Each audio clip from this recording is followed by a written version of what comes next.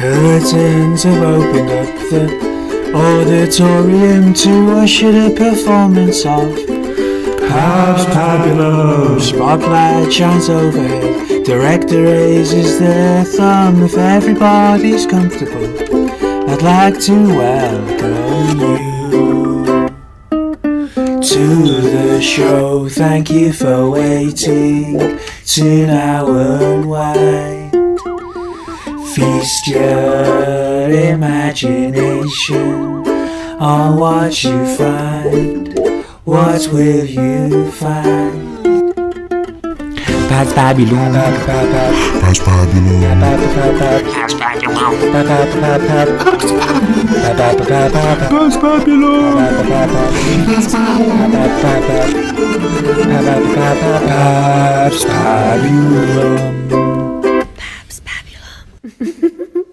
Labias and genitals, welcome to the podcast. I should begin by saying I completely forgot it was Christmas. I didn't mention it last week, nor did I prepare a Christmas episode, which perhaps I should have done. Next year we'll do a Christmas episode. But anyway, yeah, I hope you had a good one. Hope you shared a kiss beneath the mistletoe. Hope you left some mince pies and milk for some homeless reindeer to steal, or put a carrot in a snowman's ass. But because it was Christmas, there was such little time to really do everything I wanted to do for this episode, and I have a confession to make. It's a reluctant confession, you know, because it's I see it as a sign of weakness. Don't want to show a sign of weakness. You know, a voice in my head going, "Oh, well, you're going to show weakness, little pussy." You know, I don't know if anybody else deals with that. But you know, my Illuminati handlers have advised me I should tell you for this episode, because everything you're about to hear was, you know, recorded in honestly about 2 days. All the jingles, the ideas, the research, the editing. It's been about 2 days, and on a normal week, I don't have the luxury to be able to record whenever I want to. You know, I talked about this before. You know, everyone is in different times, they have different circumstances. I still don't do things that I want to do. I'm on places I want to be all the time. So sometimes I just have like 10 minutes spare, and I've got to just record in that slot. And then, you know, that's why there can be like abrupt cuts sometimes in some of the episodes, because you know, I can only record sometimes, and I just go, okay, I'll just pick it up later. But this episode is particularly spicy. It's a spicy and spicy episode because it's recorded in 5 different locations. You know, over these 2 days, just hopping from place to place.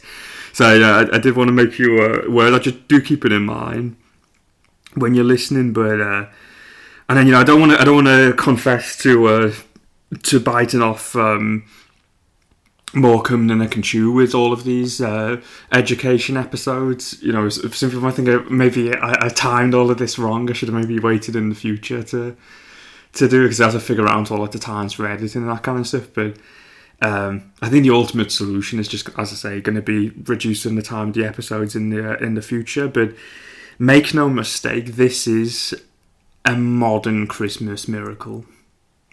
And that's not an overstatement. What you're about to witness is a modern Christmas miracle. We did all of this in 2 days. So, you know, I am a Time Lord. You know, do be aware of that. Anyway, let's just recap on last week, shall we? So we have, of course, my 4 sons. We have Pak Choi, the Pearl of Pyongyang, Huge Nikobolokov and Zoinbok, those ballers. We got the bastard brothers Romulus and Remus, and last but not least, our prodigal pre-cum, the ghost of Leonardo da Vinci as a child. And in the last phase of their education, I wanted to instill imagination in them. I wanted to have them innovate, but also imitate the great artists of the past. So now we shall see what awaits for them in their secondary education in their next phase. As always, do be aware everything you're about to hear may well just be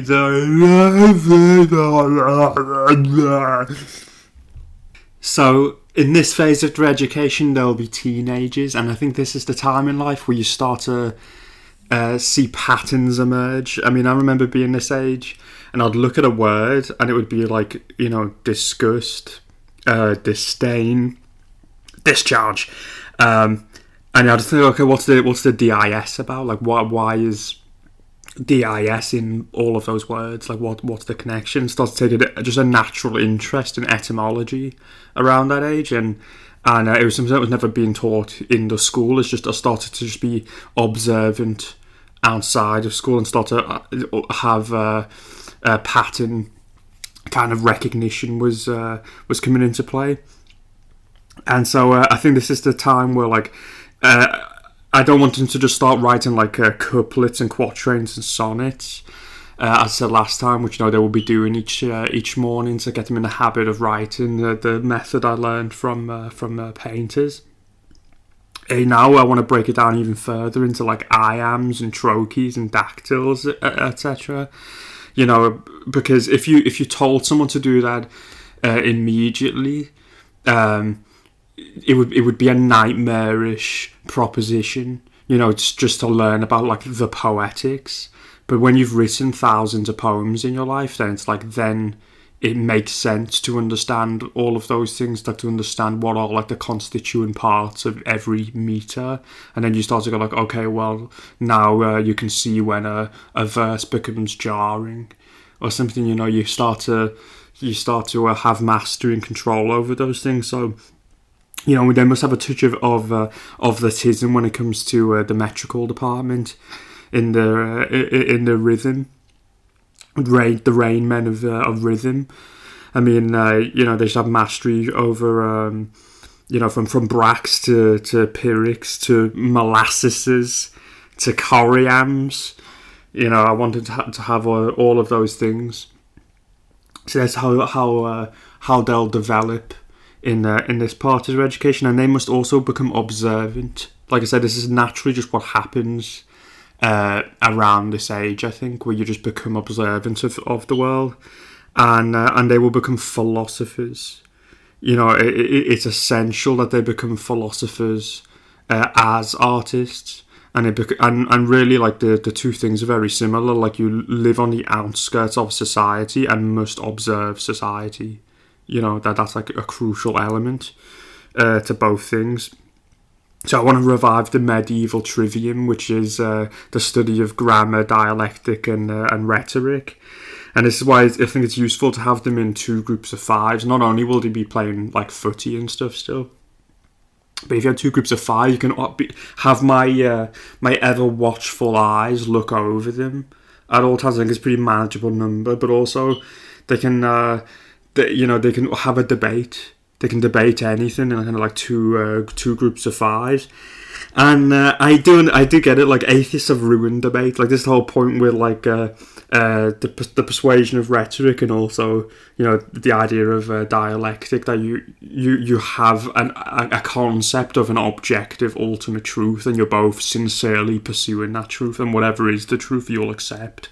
And kind of come to a conclusion together, and that's pretty much completely gone from modern debates, because atheists have just ruined debate completely.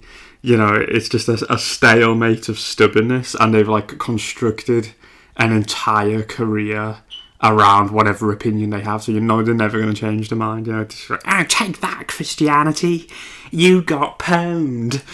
That's the kind of shit you'll if you go on like an atheist debate on YouTube. That's the kind of fucking wackiness you'll read about. And atheists say a lot of wacky things. People who are like 40, 50, 60 years old who will look you dead in the eyes and go, "I'm nothing but a meat puppet," and no one gives them any shit for it. I think it's high time that changed. It's high time someone said, "What did you just say, lad? Shut the fuck up." It's long overdue, because atheists think they're Voltaire. Let me just tell you, Voltaire would hate you. Voltaire hated atheists in his own day. I'm pretty sure he said it was retarded, but modern day atheist, it's like, ugh, You're just all the eunuchs. Oh, I'm so smart because I question religion. Oh, but not that religion. Oh, definitely not that religion. You know, you're just a fucking authoritarian wet dream. That's really what it is. Oh, I'm a skeptic. I'm a skeptic of everything my government tells me I'm allowed to be. But I'm not a quack. No, Pab, I'm not a conspiracy nut. I just question the things I'm allowed to. You know, it's a fucking cult, and I'm a former member of this cult, so I fucking know more than anyone. It's an antenatal cult that attracts and creates depressives, and is spearheaded by fucking midwits. Yeah, Richard, I bought all your books, Richard. Atheists are gay, yo. Oh my god, what did you just say? What? Did you just fucking say something about me and my community? What, gay? Yeah, you want to fucking kill everyone in my community, me? You want to talk about me? Listen, it has nothing to do with you. Y'all are just a sassy egomaniac. If you think the word gay has anything to do with homosexuality, well, that's not quite true. It could do, but it's contextual. You know, how could you be an adult and not be aware that gay can mean lame in life? That's been the case for almost all of our lives, and then in the last 5 years, they're like, oh no, it just has to be there. So what? How disingenuous do you have to be? You know, words evolve over time. Stop trying to get attention, you faggot. What did you say, fucking? Did you say something about me? Did you say something about me and my whole community? You know what I mean? It's like, same fucking principle, faggot. It has nothing to do with fucking gay people. Faggot means pussy. So if you're not aware of that, it just means you have no straight friends. Honestly, that's all it means. If you're not aware by this point of faggot means pussy and nothing else.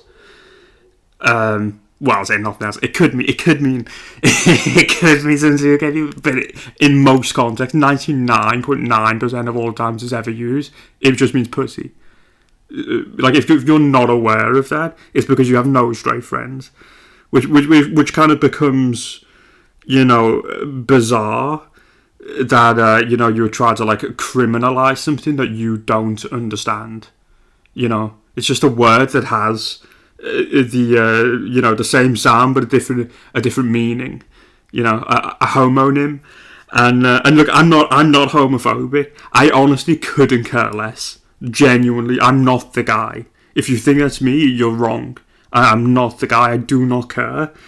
I've got holes in some of my underpants, you know, so I'm basically halfway there. You know what I mean? You want to talk about being a progressive guy? Let's talk about a softer guy. You know, I'll suck the cock of every person that accuses me of being homophobic. If that proves something to you, that's what I will do. I'll suck your fucking spinal fluid right out of you like an Oriental slurping on a noodle. You know, just be aware I'll be stabbing your ass at the same time, and I'll spit the cum into your dad's mouth. Because you really think I give a fuck? You think I care? Do whatever you like. Lick a monkeypox for all I care. I honestly don't. Darren Brown, I've been saying for years, should be Sir Darren Brown. He should have been knighted long ago, Darren Brown. Fucking Tim Dillon is a saint. You know, David Sedaris, perhaps one of the best comedic writers on the planet. You know, I don't care about homosexuality in the slightest. But this kind of nonsense is just you being a pawn to tyrants. So if you're gonna have people be offended by language, and we don't need to be offended, but have laws against language. It's hey, maybe we should pay attention to the context. You know, maybe we should pay attention to the context in which they're used, not openly advocate for the complete dismissal of context. And then, and then you really look into it, it's like, what are you doing other than being a sassy egomaniac? I don't know what else you're doing. You know, you're shilling for like billionaire lizards and fucking going against working class people, because that's really what this comes down to. Is just like working class people. We all grew up saying shit like fucking gay and faggot and stuff. We have nothing to do with gay people, like homosexual people. And now we're the ones who are being punished because you don't understand that. How the fuck does that make any sense? And then I have to lie about that not being the case, because it is the case. That's what 99.9% of the times you'll ever hear those words. It's in those contexts. But now I have to lie and pretend that's not the case. And you have to lie and pretend that you're not aware that that's the case. So we're all just living one big fat lie, you know? I mean, that's one of the biggest problems in Britain, if not like the number one fucking problem in our country, is a lack of bravery. A lack of bravery. People going, hold on a second, this doesn't make any fucking sense, and I'm not going to go along with your lie. That's not reality. Stop trying to criminalise the things that you don't understand, and, you know, stop fucking interrupting my podcast as well. You fucking, you meat puppet. And, I legitimately just forgot what I was going to say. Oh yeah, fucking atheists are gay, yo. And when you look at the things they'll say on their YouTube comments, like, oh, if only Hitch were here. Oh, you got Hitch slapped. You know, it's so. I mean, yeah, it's just so cringe. Atheists killed philosophy. I knew I was going to tie all this in because it comes back to free speech. In fact, you know, that you might have thought that was a tangent just now, but it wasn't. It was all calculated, because actually all of this comes down to control over your thought, and you know, the fear of freedom of speech stems from the fear of freedom of thought. That's ultimately what it comes down to, and this is why they want atheists to be the dominant religion of our time, and it is, you know, which is a funny thing with atheists, because, you know, they kind of think it's like I don't know if I've already said this on the podcast before, but, you know, they'll say like like feminism's nonsense, or, you know, like they understand the communist version, and it's just like, yeah, none of those things would exist without atheism.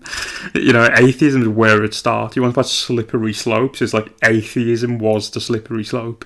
You know what I mean? Like, it's yeah, but they're just kind of, they go, no, it's just got to have some truth. Like, the atheist part's the truth. The rest, like, everything else they push is nonsense. But the atheist, that's true. You know, it's kind of insane. But the problem here is that because science is the god of atheism, scientists are the priesthood. What they've done is they've conflated philosophy with science, and science is the study of how, philosophy is the study of why. So now, because they have no impetus to ever find out what the answer is, and, you know, because there's not even a sincere pursuit of knowledge in a lot of the sciences anyway, you can it's very predictable what the outcome's going to be, considering the atheists. And I say atheists are just fucking depressed people. They go, oh, woe is me. Oh, life is purposeless. Woe is me. And you can kind of predict whatever the fuck it is they're gonna put out, you know. Like, when they start to tell you that that's the facts of the world of life is purposeless, it's like, yeah, that's not a sincere pursuit of fucking truth. It's just everything else becomes phenomena that goes against those findings. But I say, in terms of like philosophy, you can have philosophy in the modern day where they'll say like, oh, I just believe whatever the scientists say. Legitimate philosophers have said that. They've just got like, oh, well, whatever the science say, I believe. And that's insane. You have philosophy in the world today with no original thought. You know, it's just like an unquestioning belief in whatever the science is. Like, they've been elected to discover these things, even though they're never going to discover anything. So it's not a sincere pursuit of knowledge, and they're only going to be able to figure out the material. And that's what their job is, and they can exist side by side. I think you have philosophy and science. I'm a science fan myself. I don't have anything really against it, but it's the conflation is the problem. The conflation is really what the problem is here, and the worship, and that's atheism. Because if you want a golden age of philosophy, well, firstly we should all try and be philosophers ourselves, but also it's you can't do that with atheism, because it's a perverse deprivation of thought.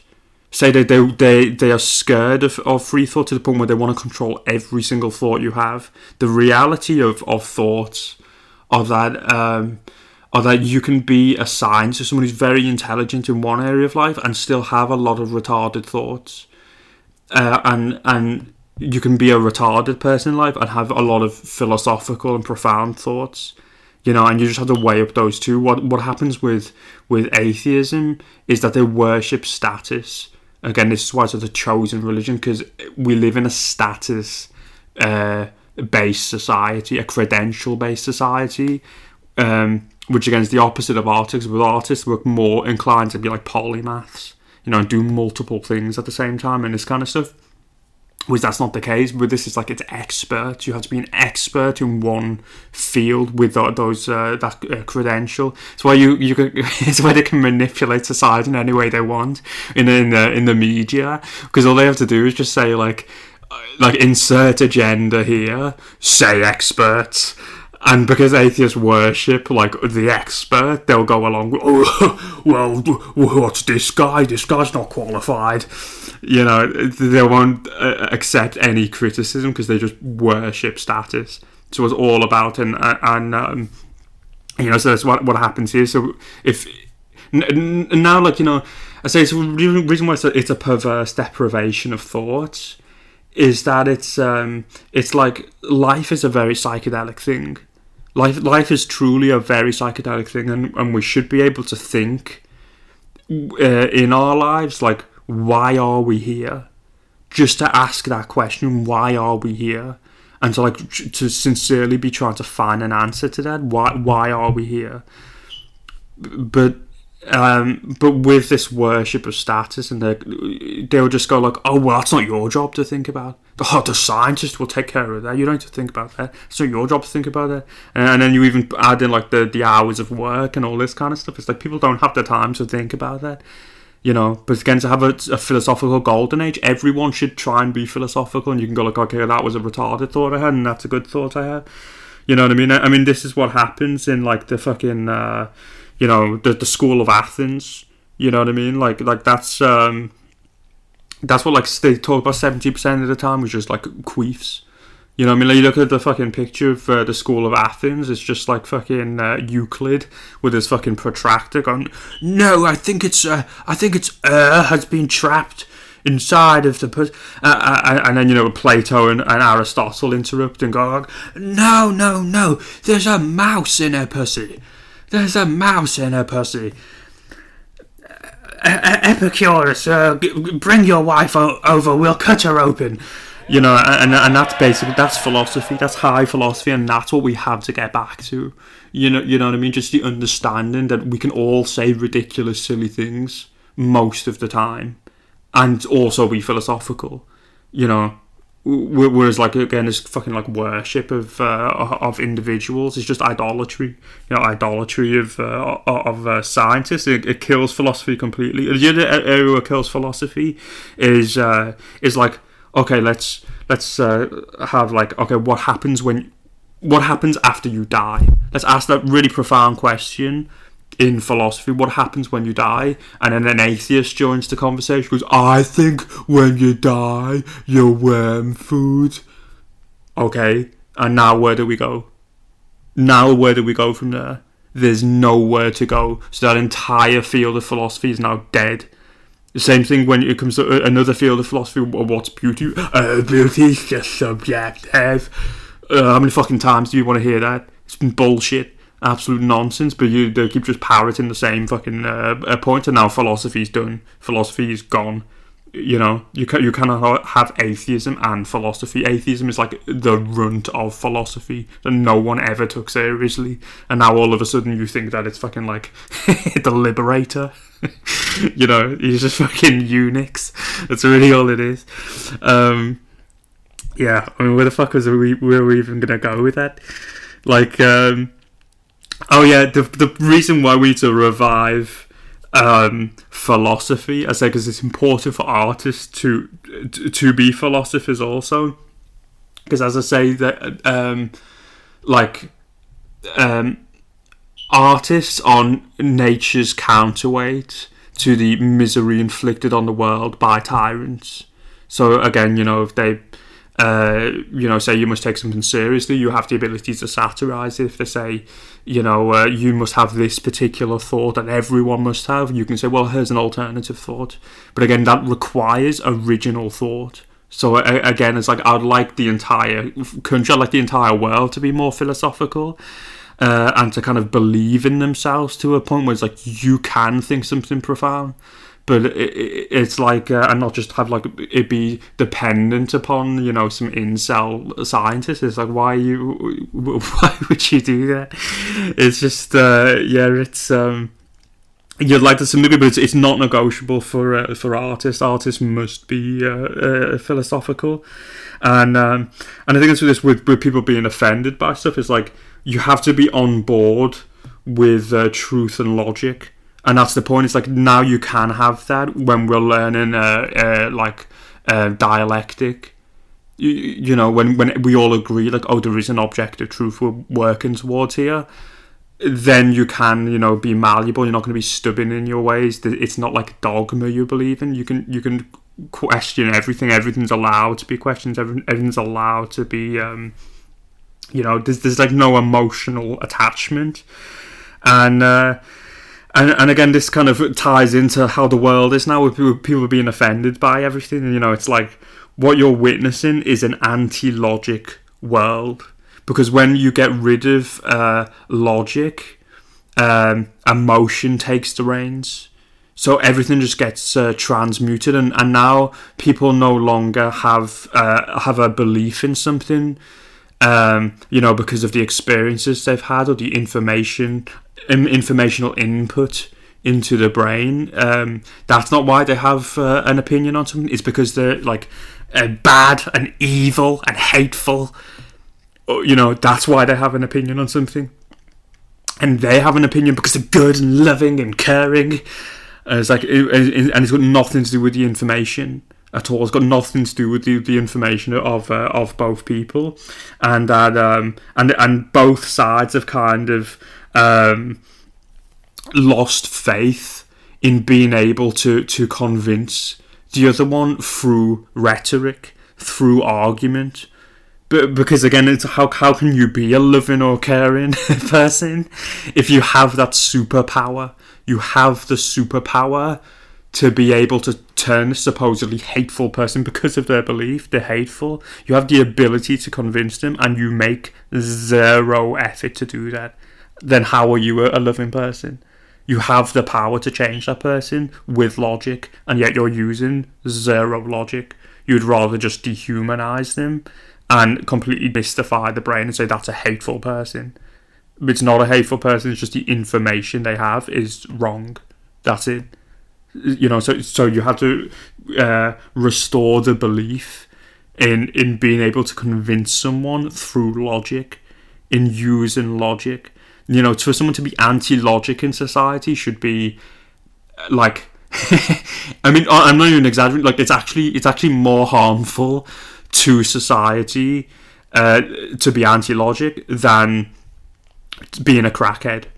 Like, it's honestly worse for society for someone to be roaming around to be anti-logic than for them to smoke crack cocaine, without a doubt. Like, and so the fucking antidote for this is shame, because, you know, shame is like the kryptonite to the vaginal man. You gotta just fucking go ugh, or you have fucking no logic. You know, it has to just become the most disgusting thing on the planet, and I think that's the way it's gonna be fixed. And I mean, it's like the fucking sticks and stones thing we talked about last week. Someone says, "Oh, sticks and stones may break my bones, and that words will never hurt me." It's like that made sense to me when I was 4 years old. It made sense to me because I was like, "Oh, yeah, I have willpower. I have willpower." So I'm not going to let that affect me. But again, going back to the atheist thing, it's like one of the fucking biggest grifts is that you have no free will. So if you have no free will, it's like, okay, well, sticks and stones is completely off the table. Though, if you've noticed that, you know, now you are not expected to take responsibility for how you respond to someone's words. You're allowed to just fucking have an emotional meltdown instead of taking responsibility. And again, you can thank atheism for that, because that's where it comes from. And yeah, just fucking all completely fucking nonsensical too. Because I mean, I was reading a Meal by Rousseau, as I said, and I'm paraphrasing here, but he basically said something that was like, I'm not asked if I offend someone in my pursuit for the truth, because whatever the fuck I end up thinking in my sincere pursuit for truth, like, I hope it offends you to the point where you get right what I got wrong, and therefore humanity benefits from all of it. You know what I mean? Humanity is the wiser for my efforts and yours. You know what I mean? There's no reason to ever discourage or dissuade someone from pursuing truth. There is no reason to do that. There's no reason to be offended by it, especially, and that's why, you know, the Enlightenment philosophers would be painted with the smile of reason. They'd call it, because the truth is the truth, no matter how much fucking emotional you're gonna get about it. So it's like, you just smile because the truth will be revealed eventually. So it's really not important. We must revive the smile of reason, you know, because logic creates a civil society. And you know, that's the, you have to allow people to be wrong, to, you know, allow people to be wrong. No fucking echo chambers. Again, we're talking about I don't want a complete monopoly over people's thoughts. It's like, even over the dumb shit you're thinking, even over the dumb shit, that's what social media is. They're kind of fucking like, which I think all social media is just like a honey trap for like political outrage. But with the hashtags and stuff, they're trying to like shepherd your thoughts into a particular thing. You know, so even when it's dumb thoughts, you'll get fucking shown advertising like, oh, you want to be outraged? Here's 5 things to be outraged by. You know, they don't even want you to have independent dumb thoughts. You know, never mind fucking philosophical ones. But you know, and no echo chambers. You know, and again, and the whole fucking social media thing is just, it's made to have you fall into an echo chamber. But, you know, like, I've been shitting on fucking atheists this whole time. Honestly, almost all of my friends are atheists. I mean, this might be the podcast that changes it. You know, I just imagine an atheist friend of mine tuning in and crying this whole time. I didn't know it felt this way.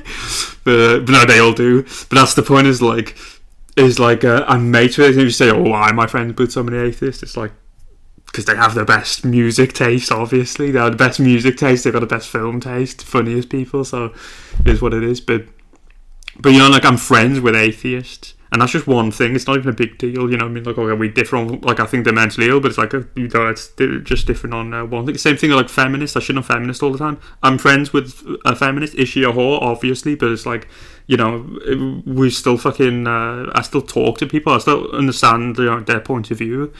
And I even agree with fucking shit from both sides also. You know what I mean? There's a level of nuance, which when you don't make this attempt in society to like bridge the gap between whatever divide it is, you miss out on that nuance.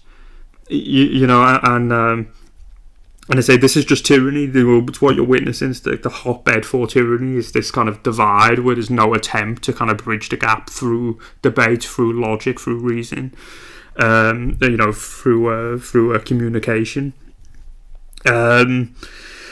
You know, and things with atheists, things with atheists too. Actually, think about it. they just made me feel cringe. That's really what it is. It's just like, it's because it's like, say they don't believe in free will, but it's kind of like talking to someone who believes in ghosts. It's like, I can believe in ghosts and like an abstract concept. The idea is just like, okay, I can even theorize on what a ghost could be. Like, perhaps we live in a dimension, and once a year, then there's like a thinning of our dimension that crosses over with another dimension, and so we can start to see these entities that we wouldn't usually always be able to see. And this is the foundations of like the Day of the Dead festivals from around the world. That's what they would believe. A lot of our ancestors would believe this kind of thing. It's where like the prototypes of like Halloween and stuff would come from. This idea is like a crossover. I can believe something like that, or like, maybe it's like we're in some kind of simulation. You know what I mean?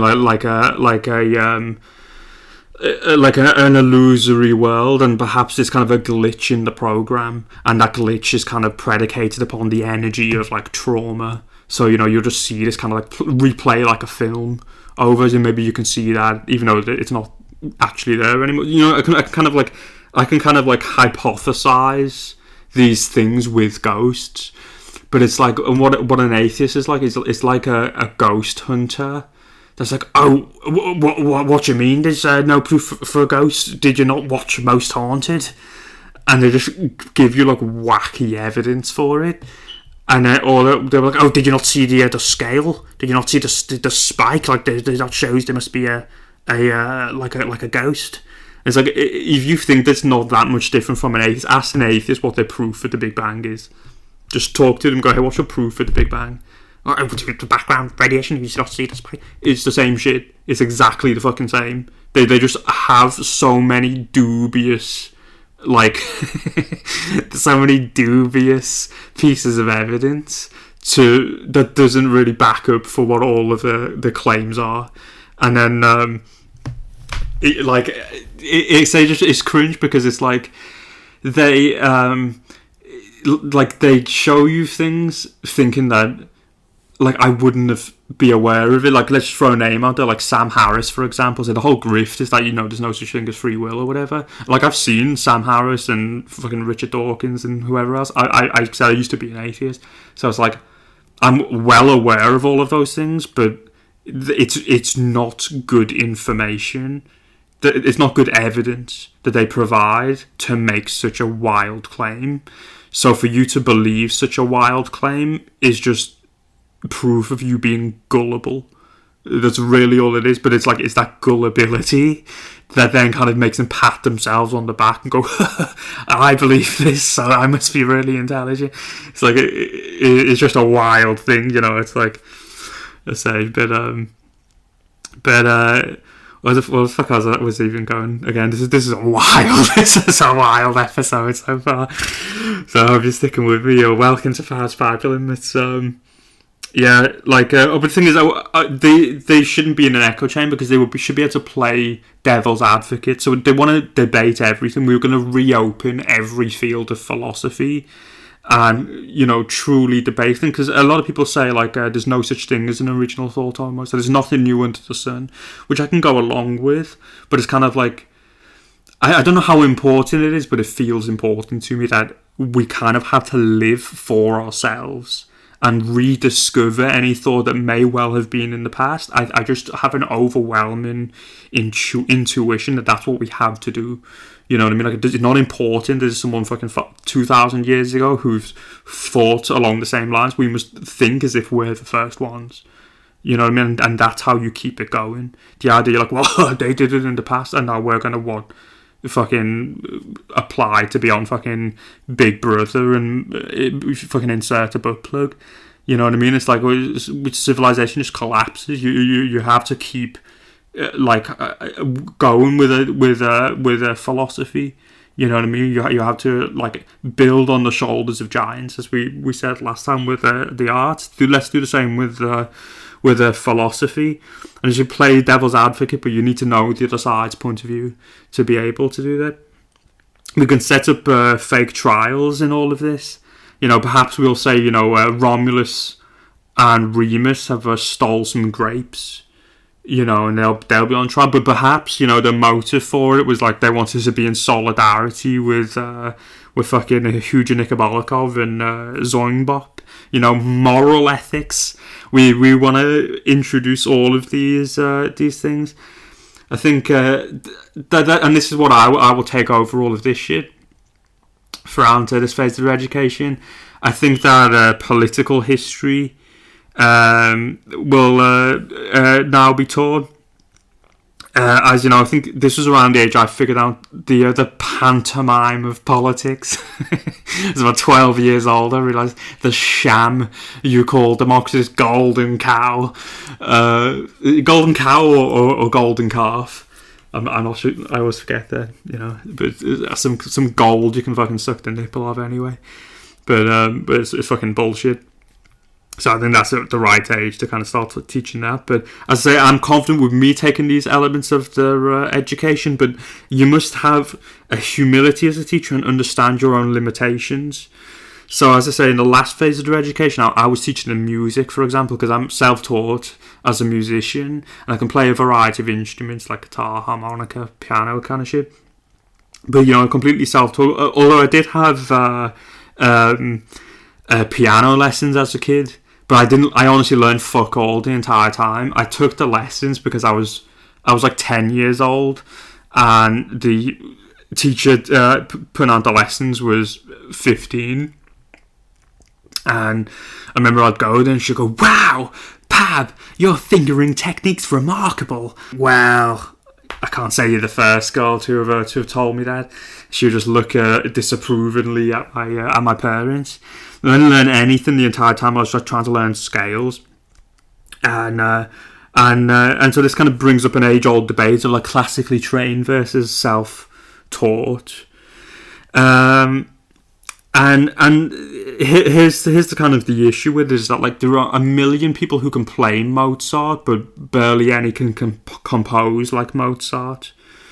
You know, so why is that? Why is it the case? You know, there aren't a million Beatles with music degrees, but yet there are the Beatles, and none of them had music degrees, and all of them were self-taught.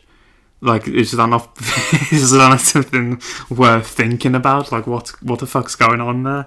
And my take on it is, like, I think a lot of people who are classically trained are like social outcasts, and I think that they kind of double down on kind of more academic music, and by that I mean kind of maybe jazz or like, you know, pure classical music.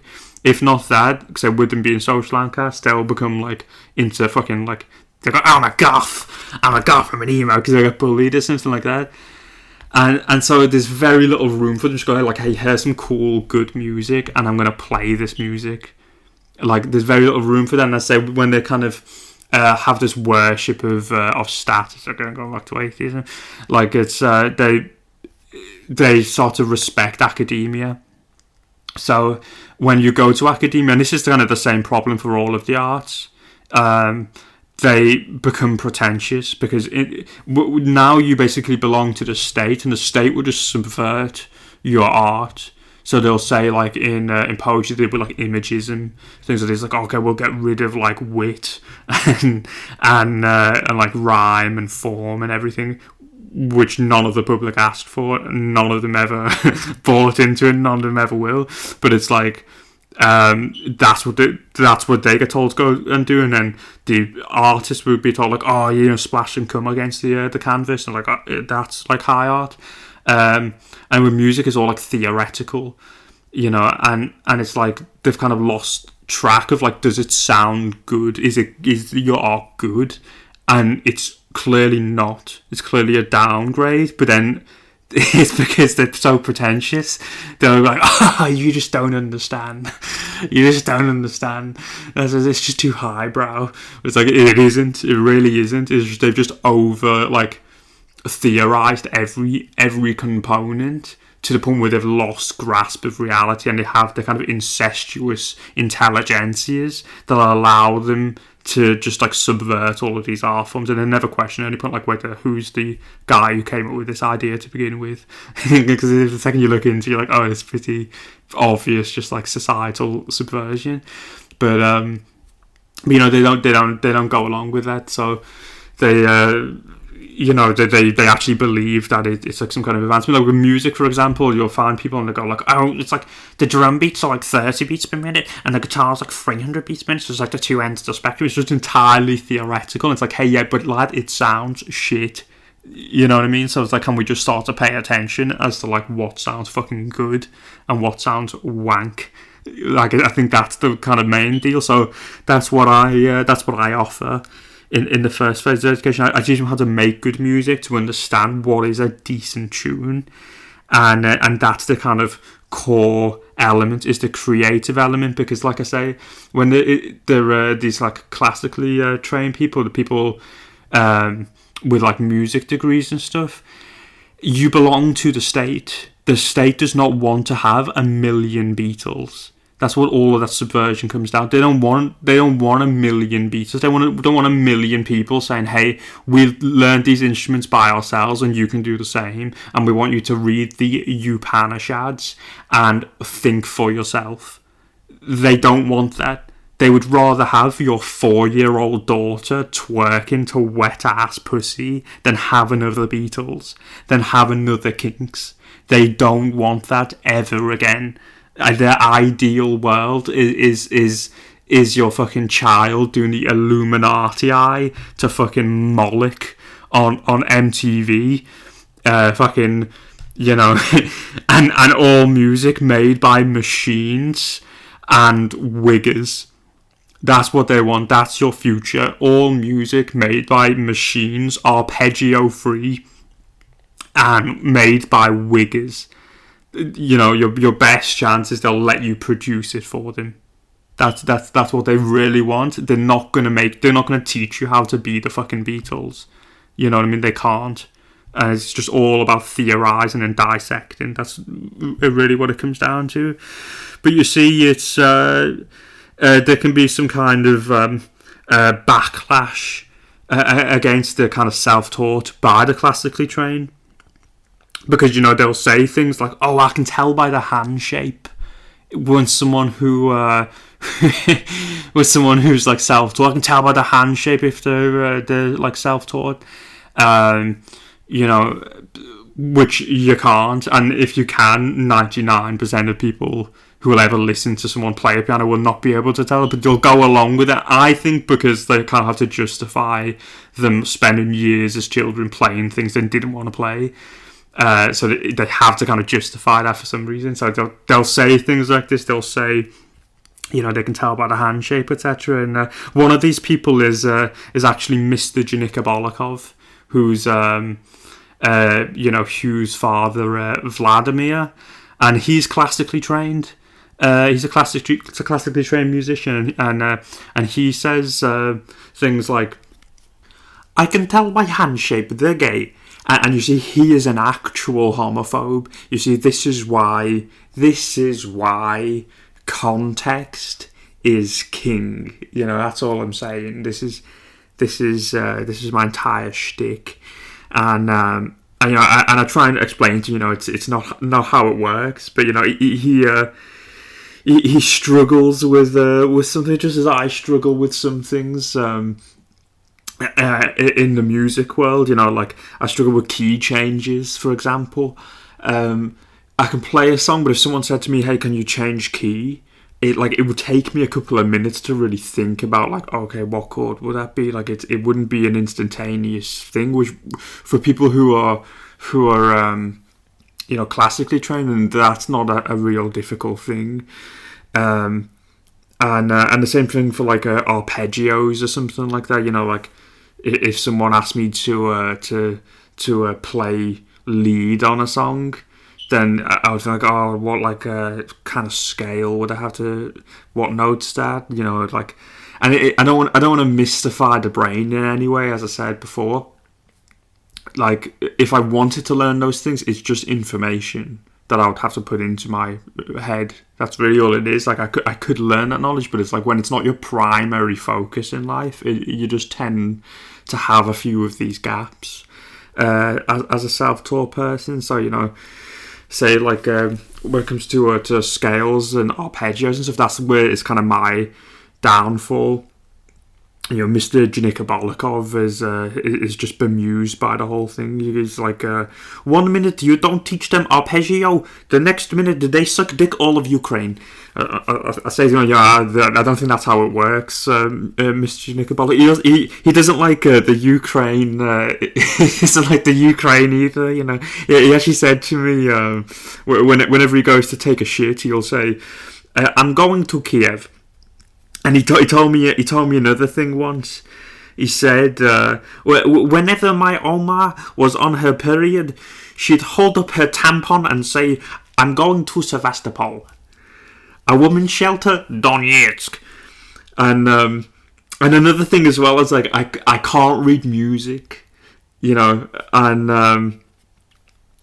yeah, so this is another kind of like a bit of wild. I mean, none of the Beatles could even. It tends to be a common complaint. I think Ginger Baker, for example, like he got really up in arms about the Beatles, and he would try and like nail home like, oh, that's why the Beatles aren't good, because they don't read music. Which I think, again, it is all bullshit, these criticisms. But at the same time, it's like it would be a useful thing, you know, like. You know, again, Mr. Janikabolikov will say, "My son comes home one day. I say, play national anthem, but he can't read music. I say, what? Are your eyes faggot now? Soon you'll grow moustache like Freddie Mercury." Who? You mean Freddie Mercury? Whatever. God smite him.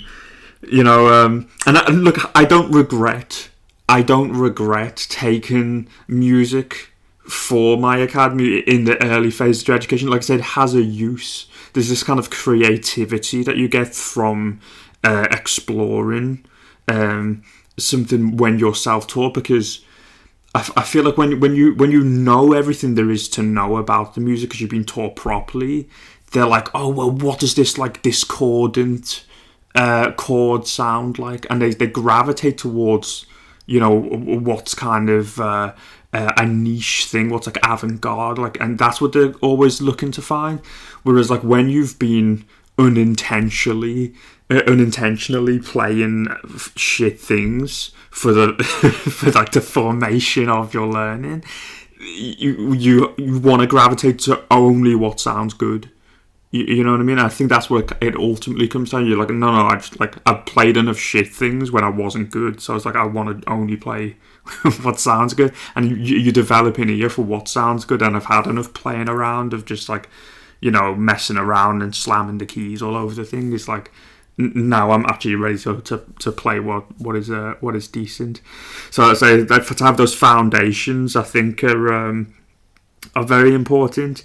And also like there's a romanticism to being self-taught, because like I remember I was learning guitar, you could like talk to your mates and be like, oh, I've discovered a new chord, you know, like a B7, and you could kind of get together and like show us a new like mystical chord that someone's learned, you know, and then everyone has like teachers. Like it's a whole thing that I feel like, you know, they would miss out on. So I'm very you know, content with teaching the early part, but I feel like there's only so far I can take them, that I've kind of got a ceiling to how much I can teach.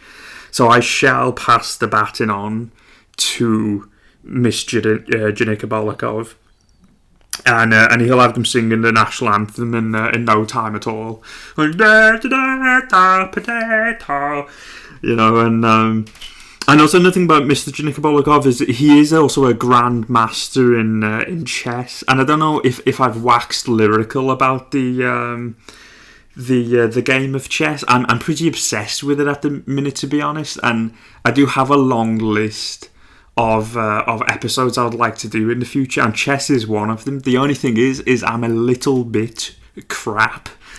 I'm just a little bit crap at chess, so I'm not sure now's quite the time.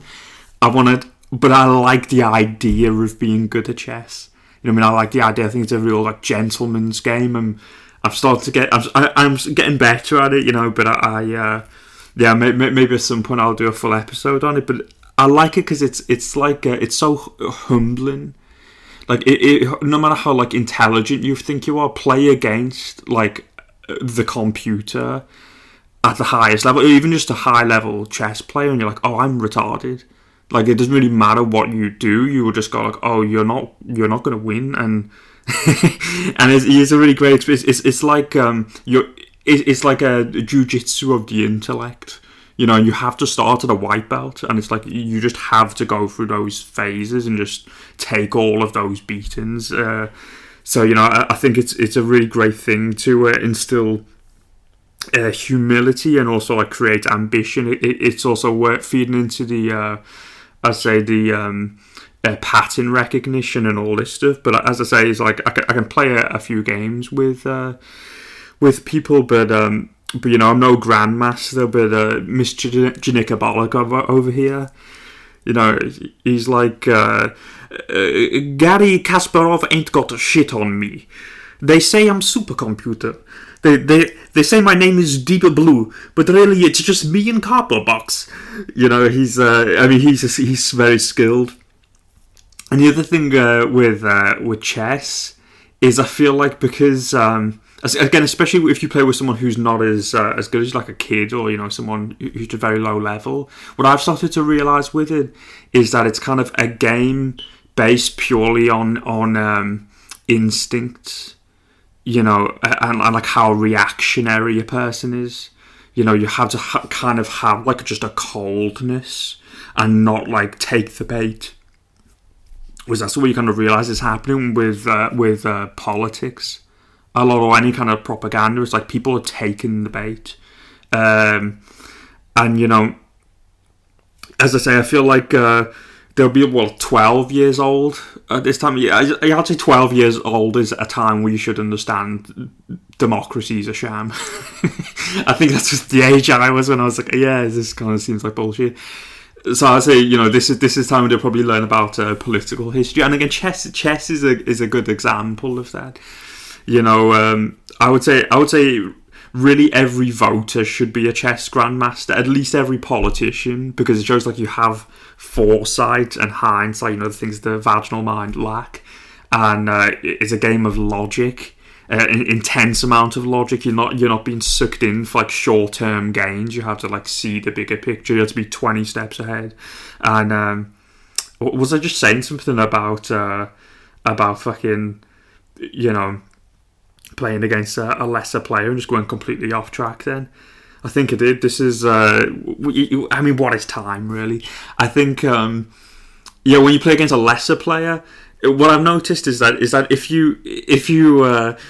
you make a movement with a long distance piece, like a bishop, or like a rook or something, they don't really see it. They don't see the long distance movers, and also the ambidextrous movement of a knight. Like it kind of puts off children to like the kind of complex movements. I completely forgot why that was relevant. So I guess now it's not relevant. Politics.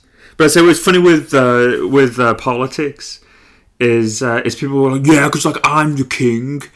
And the politicians are my pawn because I pay my taxes, and that's what it is. It's like, I mean, you know, all those politicians, they'll be homeless if it wasn't for my taxes. You know, that's what pays their wages. You know, it's not like they have any friends in the high places or anything, and you know, that's what people think. It's like you're not even a pawn, baby lamb. You're not even a pawn. You know what I mean? It's like really the game of politics is like we're just black and white squares. Like our country's maybe a pawn. You know, if you want to get existential, maybe our entire planet is a pawn. You know what I mean? We're just black and white squares. The game has to be played on.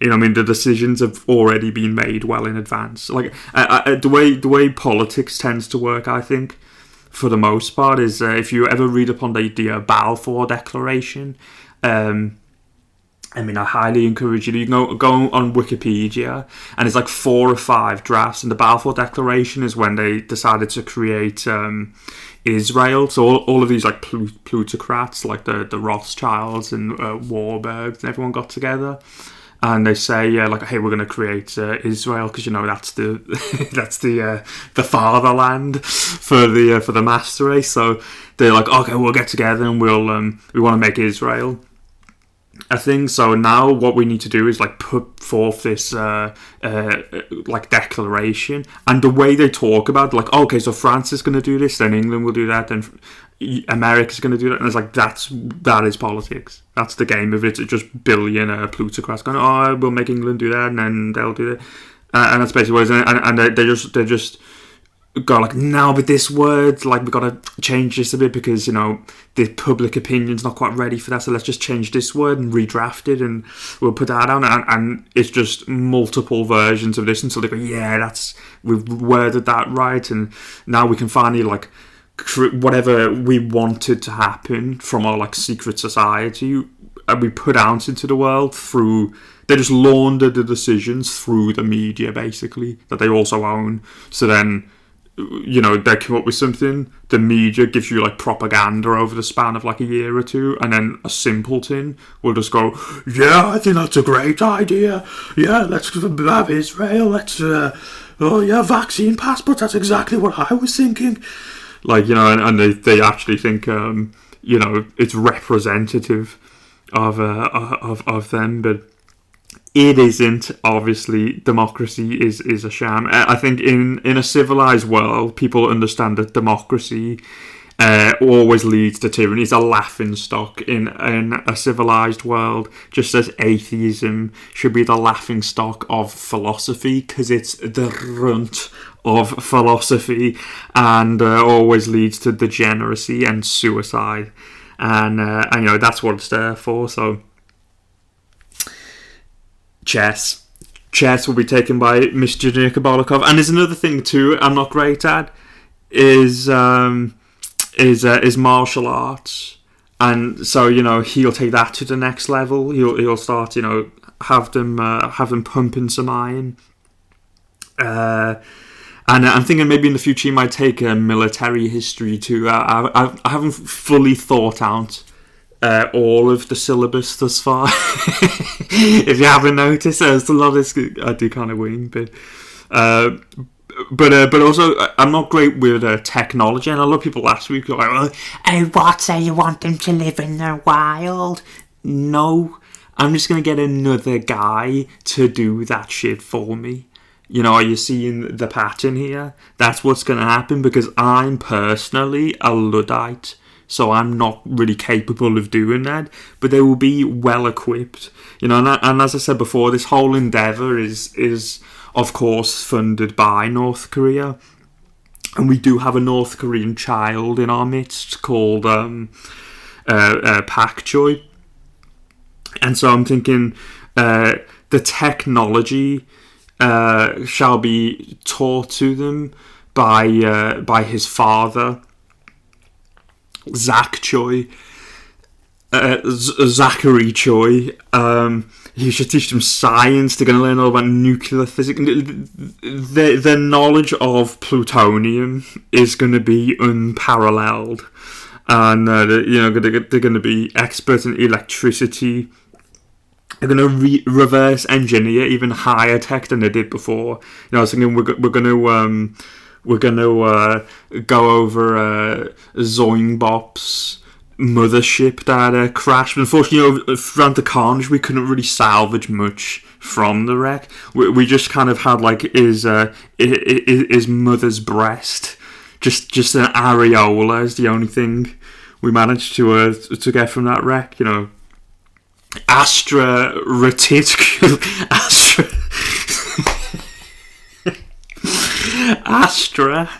reticuli. Welcome to Pab's Pabulum. Labias, genitals, subscribe, thumbs up, buy a book, fist your father. Another thing I want to teach them is invention. Now, Nikola Tesla, one of the greatest inventors to ever live, considered invention to be an art, and I agree with him, because it really is just imagination. Well, again, which is another thing that in the atheist world they try to poo-poo. You know, it's there's well, imagination's not a great. It tends to be because it goes hand in hand with free will. You create something from your mind, and almost everything in our existence comes from imagination first. And you could say, nature is God's imagination, but you start to observe nature, and then start to come up with inventions through doing this. I don't feel like invention has to be separate from nature. I think the two things can kind of coexist, and I think that's what probably happened in humanity's past too. When I look at like the underside of a duck and the kind of the dynamics of like a boat, I kind of think like, yeah, I can see like an ancestor might have looked at that and gone like, okay, that's the shape we should probably be aiming for with this whole like boat malarkey. Mallards and malarkeys, or you look at like a man-o-war as well. Like a man-o-war, you can look at that, and I think like perhaps they looked at that and said, okay, now we have the idea of like a sail. I think there's a lot of things we can glean from nature, and perhaps some things that we've missed too. Because I mean, if you look at a flight, for example, like an aeroplane, you look at the aerodynamics of the wings. But it's like, they don't flap, of course, it's just like it's propulsion. But that same kind of shape we've taken from nature. But I sometimes think maybe we've missed a mark in inventions. Because we've gone like, okay, we learned how to fly, but it's only through one method. Whereas I like to think there's 1,000 ways you can become 1,000 different things. So is there just another thing that we've missed out on? How else could we fly? Perhaps... centrifugal force is the answer. So maybe that's an investigation. We'll say how much centrifugal force is needed to lift the man off the ground. Do you know the answer to that? Let us know if you do. I'm just curious. And yeah, so this is like a possible invention, and I say there are other things we can go down. Say with all this like energy crisis stuff too. It seems like a pretty good time to be reverting back to nature. But again, I don't think this reversion back to nature is like has to be devolution in like technological advancement. I think it's people just looking at it the wrong way. I mean, I had some ideas just thinking like about houses and light. Now I think the light bulb is an overrated invention, also much like the car. The light bulb has tended to have been another thing that's led to complete degeneracy in our society. This over secretive neighborhoods it's created. These fucking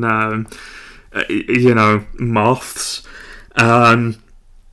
But then I was thinking like, okay, well maybe we could just create a lighthouse. Like maybe perhaps it's just about the architectural shape of a house, and I started to think like, well, is it possible to store light, and how long does a ray of light last for? Like, is it possible for you to store those rays of light somewhere? Then I started to think like, okay, well maybe it's the shape. We'll make like in a spiral-like shape. Perhaps it will be like an answer of like reflective mirrors or copper or something. Perhaps it will be like a water house, and we'll have a current of water that goes around the house, whereby electricity is never necessary. You just manage to store the sunlight, and it always kind of be illuminated, and it's just a matter of like when you want it on, when you want it off. This kind of vibe. And I'm just throwing things into the ether here. But this is the thing that they should be playing with. But in order to learn those things, okay, you got to learn about light. You got to learn about nature. Let's get the fundamentals. So this is something they'll teach. Again, I'm not great at this, so.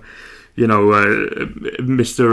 Choi's got to step up to the plate, and Another thing that they'll learn here is film, because we will have access to Dia Kim's studio back in Pyongyang. He's a big film buff. Don't know if you knew that, but and I was a little bit hesitant with films because, as I say, I'm somewhat of a prepper, but I don't make much preparation for the apocalypse. But I'm pretty confident that this is the way the world's going.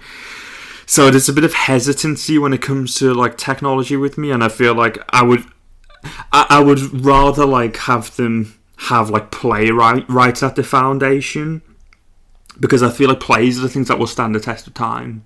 Because ultimately, it's like you can adapt a play into a film and a TV show anyway, and like when I think about great TV shows and films and stuff, it's like people can like it, but also how many people know the scripts of those things. Like if someone has their favourite TV series, like how many schools perform the script of a TV episode? 0. Whereas like a play is like, I don't think a play is kind of an art form of the people too, which is such a bizarre thing now, I think, because it's kind of, they've inverted reality. So one of those things like where they've made working class people think that like plays are the pontiest possible art form, and that it's like, oh, you can only watch TV and film. But in reality, it's like TV and film are mostly written by middle and upper class people and cost millions or billions to like fund. You know what I mean? It's like, it was a play, it's like anyone can write a play and anyone can perform a play. Have like impromptu props. It's like, it's for the people. You know what I mean? It's like, it's the thing that's most for the people, pretty clearly, but they've like inverted the world to have them think it's the other way around. This happens a lot as well, like growing up around working class people. There's like, I remember there's an obsession with like billionaire products, like Nike, and it was about the logo, like Nike and Adidas and stuff, and like that was the thing. Oh, that has to be that. That's the shit, Nike. Fucking they just care so much about like what was the label, and it's like, but what are your opinions on billionaires? Oh, I fucking hate them. It's like, why are you giving money to them? And like, why is that your obsession? Just to have like the label of the poorly made. I don't even know what. Yeah, whatever.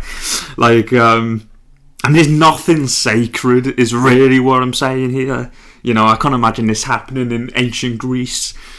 People were picking pebbles up off the shore and having a trident embedded into it.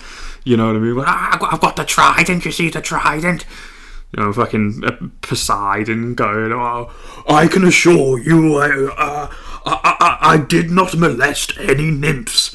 And you know what I mean? And then they'll have Kim Il-sung, I think it would be Kim Il-sung's studio. So the point is like, things can be adapted with plays into films, but I do understand also like it can be just a very different art form. There can be something you could do in a film which would really take CGI, just for example. Although I don't really like films with too much CGI, but it's like, or like particular elements you could do in one form and not the other. Like again, for plays, why I like playwriting is like you can kind of be more interactive. Like you can break character. There's a lot more improv, and you can kind of have two narratives running simultaneously by like talking to the audience. This kind of stuff. But I'm sure there's other like similar things that are unique to film and television also. But yeah, I mean, why I really like films though is that you start to understand storytelling in quite a good way, because they have teams of people that kind of build a narrative. They're very good at pacing.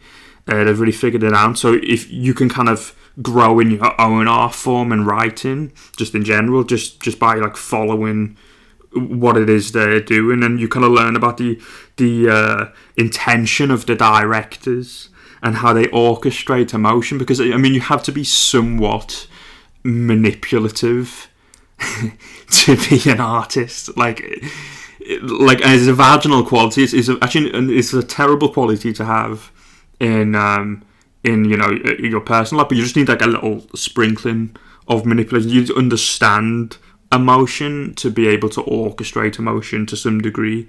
My dad's like half deaf, so I'm like quarter deaf.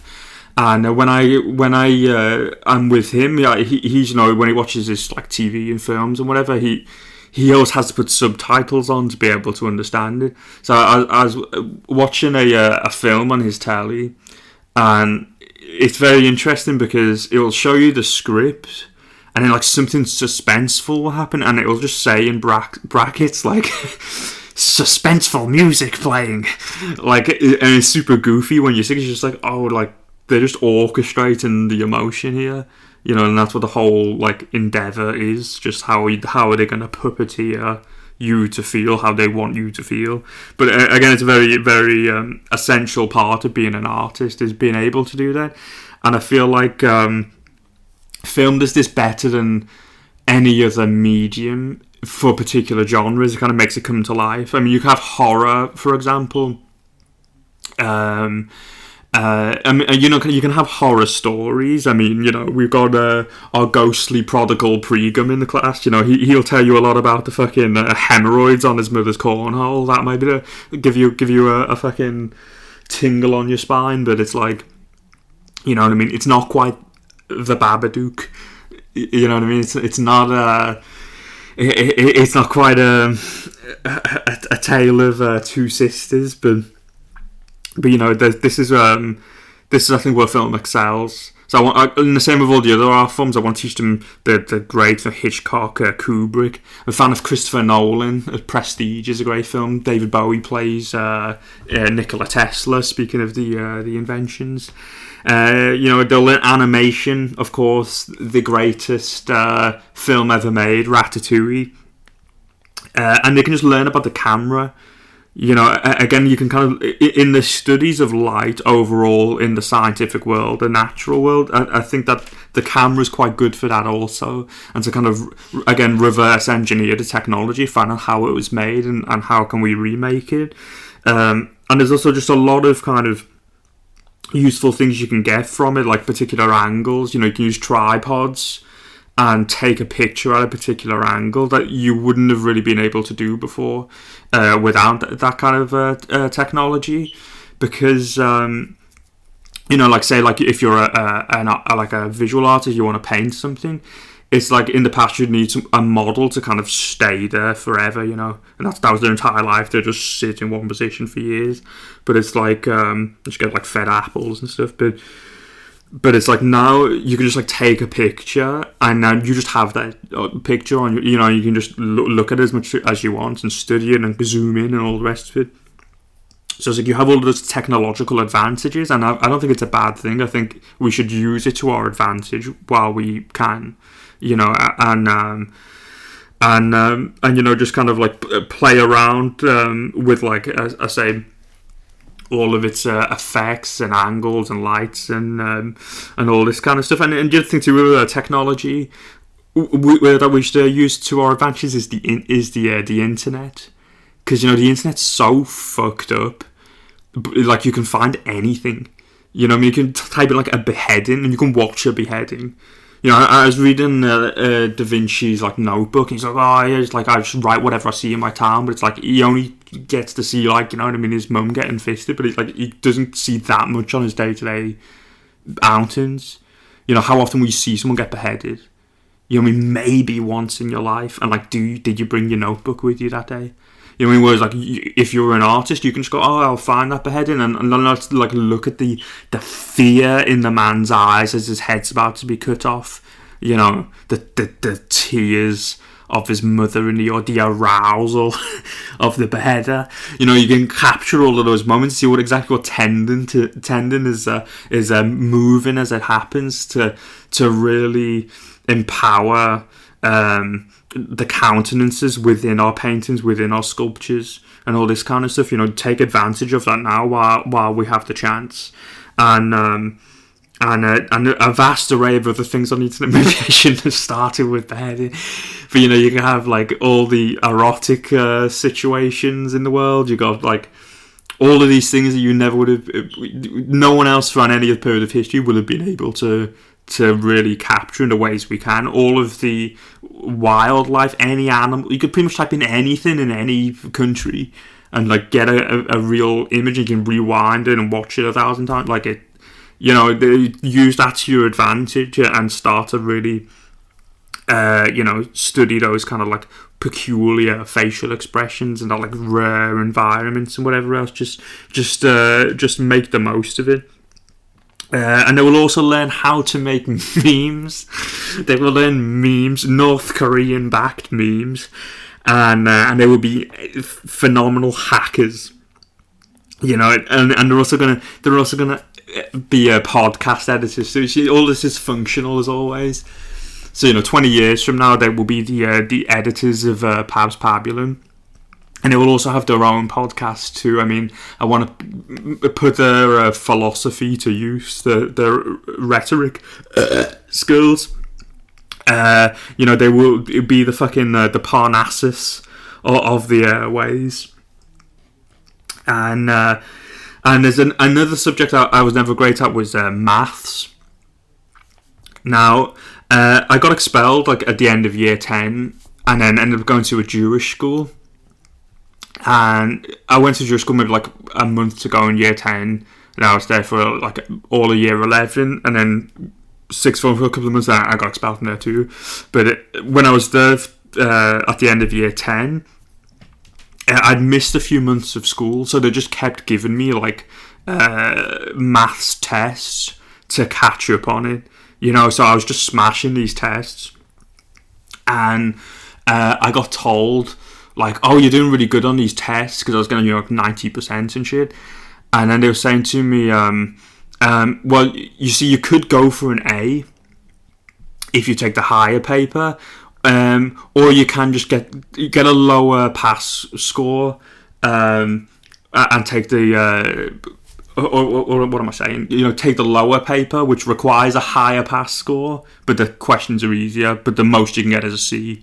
So I was like, I'm not even asked about maths anyway. I'll just, you know, I'll take the easy paper to get a guaranteed pass, as I was told, to get a C. But I also smoked weed every day at this time of my life, and the way I would do that was I got given a fiver each day, so I get given like £3 to get the bus to school and back, and like £2 for lunch money. And then I'd walk to school, honestly, about like 10 or 11 a.m. I'd walk to school, skip lunch, and I'd walk back and I'd get a 5 bag from the infamous Tansy, or like my mates would chip in, we'd get an 8 or something. But I would smoke weed every day. I made it my goal at the beginning of year 11. I'm gonna smoke weed every day. And I don't regret it at all. It was a phenomenal year. But it's, but you know, just setting up the scene for you. So I was a complete stoner, and in the morning of my maths exam, my mate came over. We were in a tent, and we just like hotboxed the tent. Like, I mean, it was just ruthless.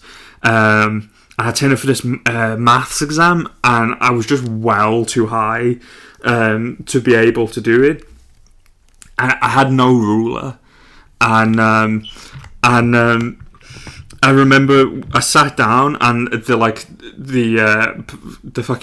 woman started saying, "Hey, does anyone need any equipment, or are you all good?" And I'm thinking like, shit, like I do need a ruler, but I'm way too high to kind of say anything about it. And he says, "Oh, sure, no one need a ruler." And at this point, you know, I'm just thinking, oh, she must be psychic, you know, because I absolutely need a ruler. But again, I just thought it was best to not say anything, because she would definitely read my mind and know where I'd been. You know, it was that level of highness where you're just like, no, via osmosis, she's gonna get high. The cannabinoids are gonna transmit into her, you know, and she might just get she might get high just by the mere opening of my mouth. After one glance from me, she already had a bit of red eye. It might not be long till she hits white and starts puking all over the other invigilators. I was just virtually a bipedal cloud. What one whiff of my breath and Archimedes would start referring to himself as Snoop Lion. So I just thought, rulers are overrated anyway. There's no chance I'm ever gonna need it. So then I opened the test paper. The first question is draw a 5 centimeter straight line. And oh shit. So I got my fingernail and looked at it and was like, yeah, that's about 1 centimeter. And I just started drawing along my fingernail, and then I put it across, that's another centimeter, and then just did it 5 times. I felt like Mr. Bean. And I was just a complete disaster. And I had a friend called Avi Rosenthal, and Avi had Tourette's, and when he would get nervous, he would throw his pen up in the air dead high, it was start spinning around 360 degrees, and then he would catch it and go and just tap his pen and go, just make this mad noise. And I never knew this about him. And I only found out during the exam, and I had the bad giggles, and I was trying to hold in. It was a nightmare. So I got a D. I failed math, so it wouldn't make very much sense for me to be taking that when we have a mathematician in our midst, in Miss Janikabolikov. Know your strengths and weaknesses. And I know I did say I don't want any female teachers. And make no mistake, Miss Janikabolikov is one hell of a buxom babushka. She will be, her tits will be swaying the eyes of Romulus and Remus side to side like an abacus. But she will be respected. Again, this is the pattern here. It's the parents of the students that are the substitute teachers. Because substitute teachers are famously not respected. So here's the difference: is that they're always going to be respected because it's the other classmate's parent. And I don't know if I mentioned this before in a previous episode. You see, like I say, time is not really a thing in Pabulum. It's just such a fractal podcast. Linear podcast is how unambitious is that shit? This is a fractal podcast. So I'm not sure if I said this already in a previous one, but I did mean to when I was talking about everything being allotted to a particular class of people. Whereas the upper class people are the politicians, the middle class people are the kind of writers and scientists and this stuff. The lower class people do the kind of menial labour. But I think that can kind of prevent all of that would be if the politicians and royalty and everybody else is and the plutocrats that own your politicians, if they were all forbidden from taking their children to a private school, and they had to put their own children into a state school, you would see a vast improvement for everybody, But it's very easy for them to kind of not give a fuck about the state of the schools in the country when they're all sending the kids to a private school, So as I say, I'm not sure I said that in the previous one, but I did want to say it if I didn't. And sometimes I will just say things in the podcast where it might have no relevance whatsoever, but 8 episodes from now, you'll go, oh yeah, that was a reference, that was a callback.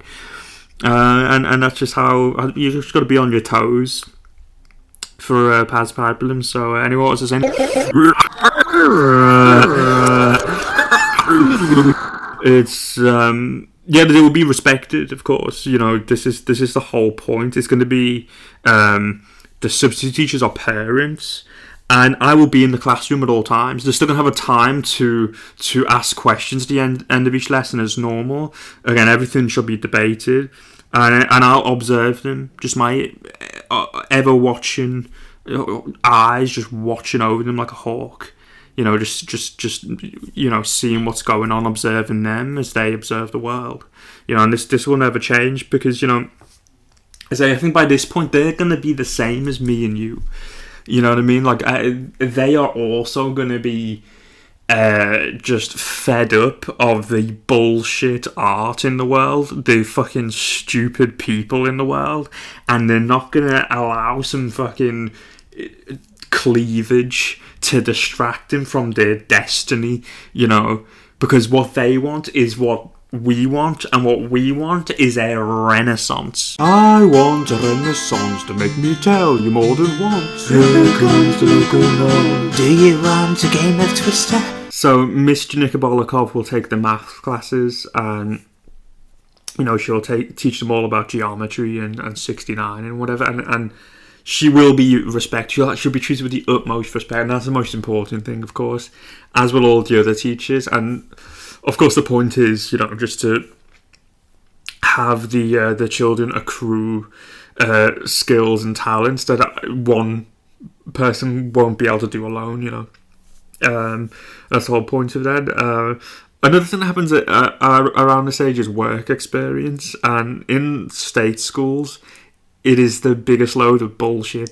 I mean, I don't know a single person who did work experience and did anything remotely, you know, useful or productive or anything.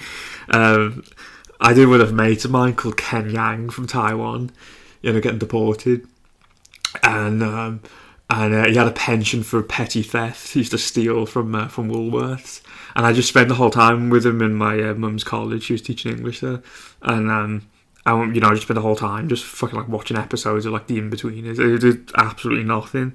And I know you might have kind of figured out already, you know, this podcast is just an omnibus of hot takes. But I have another hot take, and y'all can let me know the Scoville rating in the comments if you want to.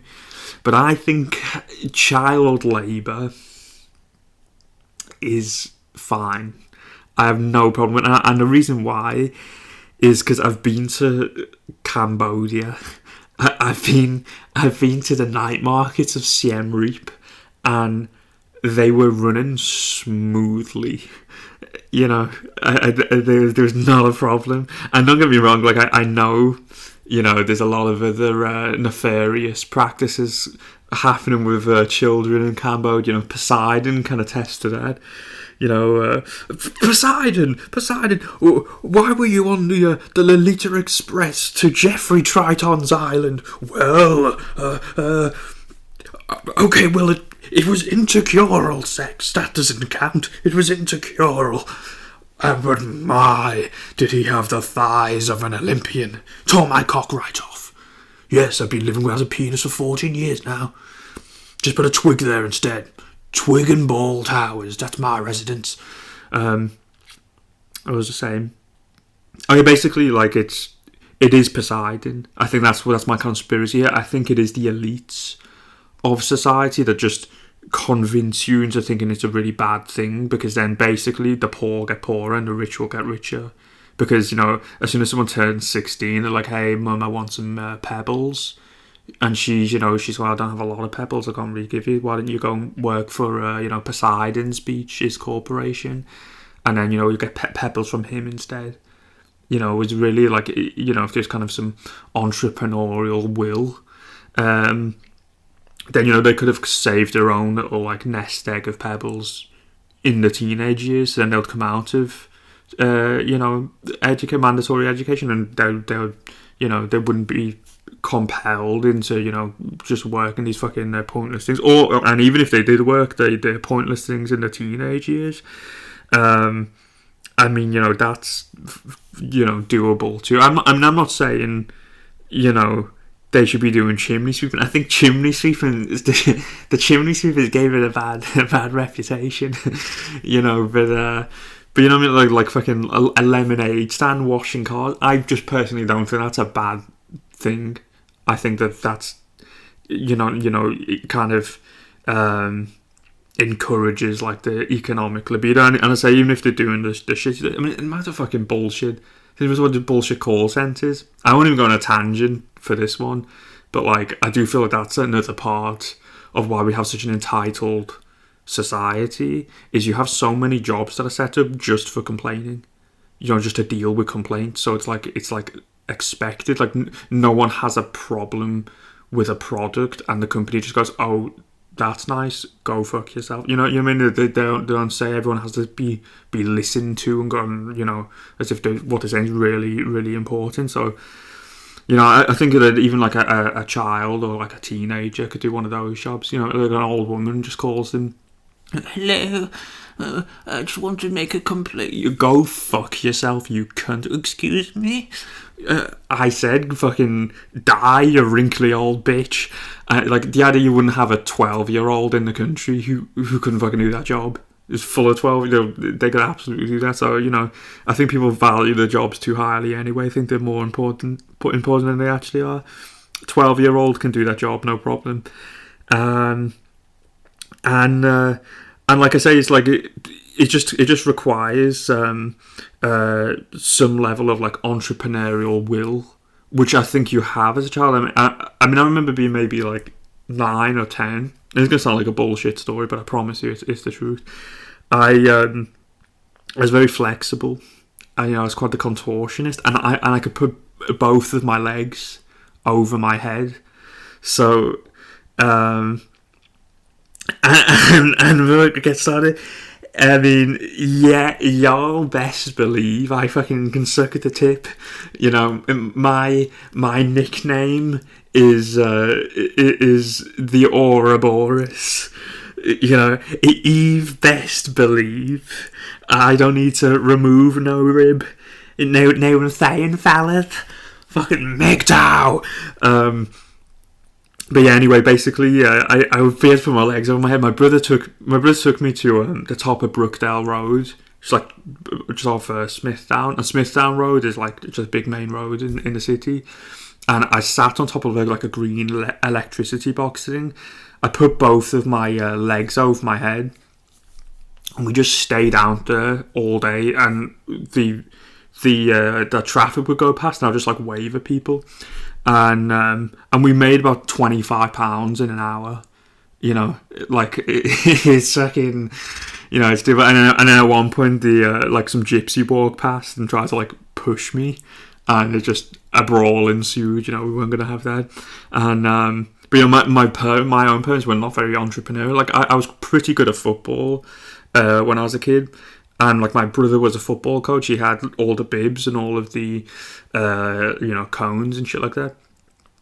I easily could have just like set up a football camp for say 7-year-olds in the park like twice a week and got some money. And even if I had to pay for those things myself, I would have made it back over the course of a couple of years. And after doing that from like 14 to 16, say I would have a few grand to be able to like invest in my own life. With what happens with most of us in society, like we are given nothing. We're born into poverty, and then we don't have any means to have any investment in our careers.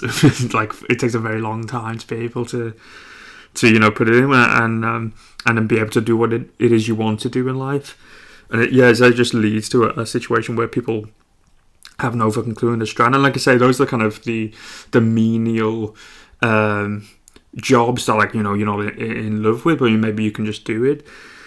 But what I would like to kind of gravitate these geniuses towards is like the craft that they're going to be performing in their life anyway. And I know this from like friends who are like musicians of mine. Friends of mine that are musicians, like they would go busking, for example, in their teenage years, and then that's conducive to their future careers. You know what I mean? So I like to do the same thing, and this kind of double as the coursework too. I think where at the end of each term it will be like, okay, now you've got to like play a gig. You've got to get some songs together and play a gig. You've got to write a play and then all perform. So once you play, maybe from the artwork, they can then go, okay, you can create the cover for someone else's book. So even if they're not primarily doing what they want to do within these artistic industries, they understand every single component. They've worked in every sector of every one of these jobs. Kind of like how in footy you have like the understudies, the kind of what did you call them? Like the I don't remember, like, you know, just like the in the youth team, and they used to have to like clean the boots of the first team players. I feel like that's a good kind of thing. Like there's a hierarchy. You learn every component, and everyone is kind of appreciated within those jobs too. Like they all do things, you know, like the book binders and the editors, and like I said, they should have some knowledge of that, and at that age, then that's just a good way of getting the foot in the door of all of those things and making contacts and all the rest, which again is just it's unheard of for like 99% of the of the country. We just don't. We go into the working world with like no money and also no contacts in the things we want to do, which, you know, is a little bit bizarre. Another thing I spoke about last time was the importance of like comedy for, you know, mental health stuff, and then another component for that is observation. Like I say, to be observational is fully tied in with being philosophical. You have to kind of be on the outskirts of society, and like I say, also to be an elite level artist, I think it's the same thing. You have to just be on the outskirts of society, and that's kind of how I've always function myself. Just like I've always felt like an outcast, and I'll just kind of, you know, be on the edge, and I'll be observing people from like the outside, just people watching and things. And yeah, I mean, like, comedy's a divine alchemy, because you can like transmute the most unvirtuous deeds of yourself into laughter for others. You know, I know there's not a lot of funny people. A lot of people can't take a joke in society right now, but it's like, I mean, regardless of what they say, it is a good thing. You know, to laugh is a good thing. Someone's trying to make you laugh, even if they, you know, fuck up and they cross a line or something. It's like, I don't care. If someone is trying to do that, at least I still think it's a good thing. And yeah, but it's not even just on the personal level, but it's also like the ills of society can be transmuted into humour too.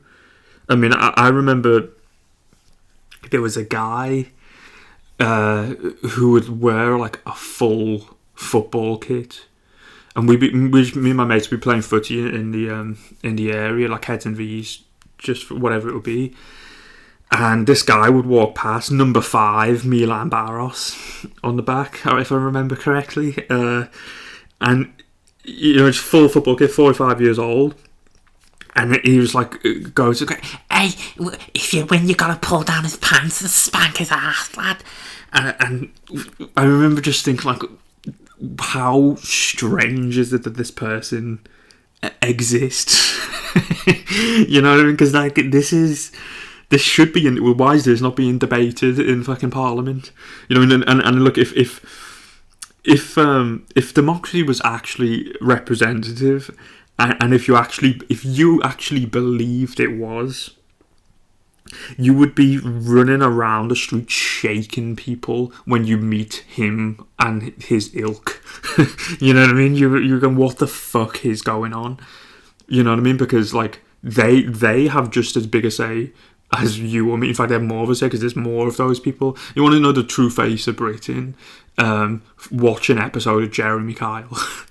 Like, that's actually the situation right now, and it's like no one's really fucking, you know, it's saying, hey, maybe we should fucking stop all else and figure out how the fuck did this happen, because literally none of it matters until this is fixed. And, you know, who the fuck is responsible? Who can you hold accountable for their existence? You know, a lot of people say, you know, it's the reptilians. And I can believe it. I'll say that. I mean, the idea of the reptilians, you know, is like, the Queen will be, having a picnic. Oh well, I think I like the sandwiches cut into triangles, but I don't like the crusts. And I like those biscuits, those little swirly things. What are they? The Viennese swirls, yes. And then once all the cameras are shut down, she'll turn around and go, "Okay, Malachi, the Stargate is ready. Prepare the ship." And that will be what she's, really is, or like they're actually reptilians. Another thing I think with the reptilians is David Icke might be a reptilian. That would be quite a good plot twist. If like he was a reptilian too, because the thing is with David Icke, I do like him, but he can't say the word human. Just a little bit suspicious. Human. Don't know if you've heard that before. Human being. So yeah, maybe that could be the ultimate plot twist. But like I said, this is why I personally can believe the reptilian thing, that they're all, take the suits off and they are just, this big 7-foot scaly motherfucker. I can believe it because, well, let's kind of get philosophical for a moment. I think that it comes down to the existence of evil. Like, if you think that evil exists in a very dualistic sense, which again most religions on the planet do, for example, the people who control the world, the people with the highest positions of power, the plutocrats, the politicians, the monarchies of the world, must be the demons. They must be the reptilians, because if that wasn't the case, and evil was something that was just very like minute, and they go like, oh well, actually it's just real evil lurks in a swamp. That's where it's like, okay, keep it in the swamp, or fucking that means you're living an entire life with no evil doesn't even exist. All eschatology of all religion is made redundant at that point. And say good is stripped of its nobility if evil's not as strong a force as good, and like again, it's like if the only way we can know of evil's existence in the entire universe is through our life on this planet, it's like, who else could it be? You know what I mean? Like who else could could take on that role other than the people who have complete dominion over the entire world? That's the only thing. Could be the globalists. I mean, there's other reasons too why it might be real. I mean, every single war, every single advocacy of like fucking abortion, and like just all the wackiness, all of the death, the kind of like fake smiles, corruption, there's so many fucking negative things you can look at and go, oh, they might also be a demon for those reasons. But even just on principle, that is that has the biggest platform on the planet in these positions of power. So it's like, it must be evilness. But to play devil's advocate for a second, as I said before, it is very important that we learn how to do that, to try and give an opposing argument, because that's a very dualistic sense. But the other sense could be is that evil exists within everybody. I mean, because the thing is, let's say it is reptilians. It's like, okay, now we cut the head off the dragon. They kind of reveal, fucking command the body, they do whatever. And then we get rid of it. It's like, okay, I know people in my own neighbourhood who will do all of the same shit, even worse than they're currently doing anyway. You know what I mean? So, like, I can find you a warmonger within my own family. And I know you might be thinking at this point, well, didn't you say we should nuke Austria last week? Listen, I mean, people change. You know, this is another reason you can't be so reactionary to things people say. People change. I love Austria. You know, ich liebe dich, Austria. Woo!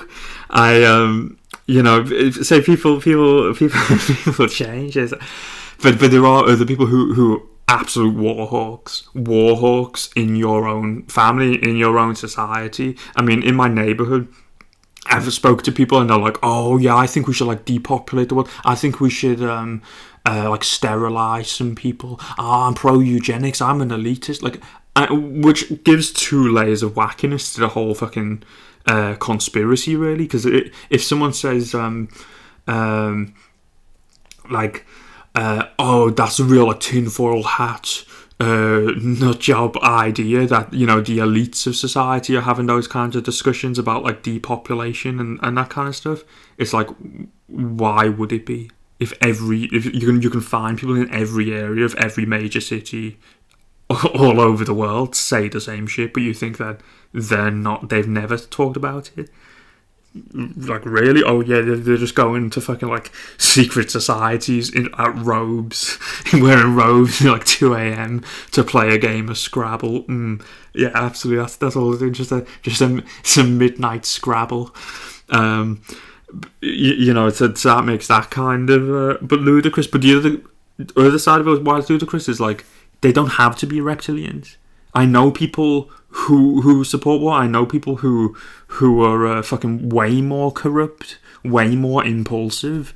So it's like, you even get rid of the reptilians, it's like, you still have to fix the people. You know what I mean? And so, and this is kind of the entire real point of these education episodes is this. You know what I mean? It's like, it transcends politics. I told you before, I don't have any kind of real political persuasion. I'm politically homeless. Don't really give a shit about it. I'm apolitical, if anything. It transcends politics, and you know, like, everyone of every political persuasion all across the spectrum should recognise the education system needs a radical reform. That's what this really comes down to, because if you have all of the voters in society, like, you say, like, okay, well, everyone's vote matters. It's like, okay, well, you can't have dumb people. I say, it's a good job, it's bullshit. And, you know, you actually don't have representation, and it's all a smoke show, because, you know, otherwise you would be being led by those on Jeremy Kyle. They would be actually deciding. I think what really is happening is that, you know, the elites are just guiding, just Poseidon and co are just, you know, shepherding people into to having particular opinions and going along with what they want. But then even the people who are going to become the politicians of the country are also made from the same education system. It just, on all levels, it's made redundant. Your democracy that you care so much about is made redundant by an incompetent education system. That's what it comes down to, you know. Like all of the votes are don't matter anymore, because you're just being led by dumb people, and all the politicians won't be able to do shit because they are also dumb people. So there's only one fucking solution, which is, you know, let's really care about educating everyone in society, and then it will become, you know, much better. But I say this, and this is the reason why I don't give a fuck about politics, is that there are zero political parties that have said what I just said. Zero. I can't fucking tell you one who they really passionately will tell you about the importance of education reform, you know, in a real big way. None of them even bring it up. I mean, a lot of this free speech, another one, but yeah, I mean, it's just it's so nonsensical, and so this can all be very depressing. Basically, what it comes down to, because you look at that and you go, oh, we've got fucking this full football kid wanker to like prevent the white genocide. You know what I'm saying, boys? Like, you know, that's what we're fucking. This is our arsenal we have. I mean, how are we going to defend ourselves? How are we going to restore the family? How are we going to do any of these things. It's like, that's very depressing. Was if you change your perspective and you go, oh, this guy is just a character. Now you have the makings of a sitcom. Now you have this is just a plotting stock character. You know what I mean? You just put him in a lot of different situations, and like, we're gonna take on his this guy's character. You go, that's his theme tune. Hey, when I die, I want this song to be played at my funeral. I don't want anyone to like be sad or remember me. You just put him on a dinner date. He's asking for fucking, oh, can I have some beans on toast with the little sausages inside? Like, you start to throw them, and this is what we learned when we were teenagers. When I make films with a gay Ben, again, how progressive. I mean, he's doing a more progressive man. I mean, he's completely straight, and he did play a good straight man. You know what I mean? In the world of like a comedic double act, but this is what we do. We'd make character based comedies, and I say this is another kind of a cornerstone, I think, in understanding the importance of observation, because you just look at people, and this is what we would do. You treat it almost like a tabula rasa, like a real psychological scalp onto these characters within our neighbourhood, and then we would just go like, where the fuck does that guy come from? And of course, like, they're kind of like, again, going back to atheism, they try and push the idea like it's all epigenetics. It's always, it's just genetic, no one knows. Which again, a big part of that is the breakup of the family, because that tends to be where a lot of the wackiness comes from, things like that, and abuse and what have you. And they don't want to kind of have you point the finger at like, oh, maybe that's actually where this is coming from, and who's responsible for that. Maybe we should, make the families come together, not have this advocated through our media, through our education system. But not that I'm saying I believe in a complete tabula rasa, but it's helpful sometimes to look at society like that, to look at someone and go like, what were the events in that person's life that led them to be how they are? And we're very influenced by like comedic based characters. Chris Lilly is a great one. I love Chris Lilly. Peter Cook, Ricky Gervais, Steve Coogan. Little recommendation for y'all.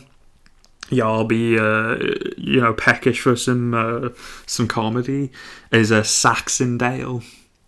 It's one of just the most underrated shows. It's kind of known for Alan Partridge and stuff. But me and Gay Ben would be into all of this shit, and then they'd like just like subtly over time in these shows, if they'll have a character, they will have like a past trauma.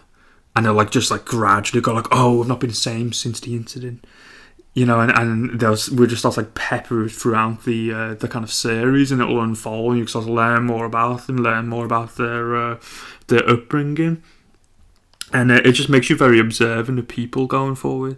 Because there's a defense mechanism ultimately, because you're like, okay, well, now I'm a little bit less misanthropic, because when you find someone and you're like, oh, this is insane that this person exists, and now you're just like, oh, as a character, just like, oh, that's just fucking Steve Coogan in a mask, and then it's like, oh, this guy's funny, and you start to take the funny parts from you start to have more optimism and see like, kind of a glass half full kind of perspective, because you can always get something from it.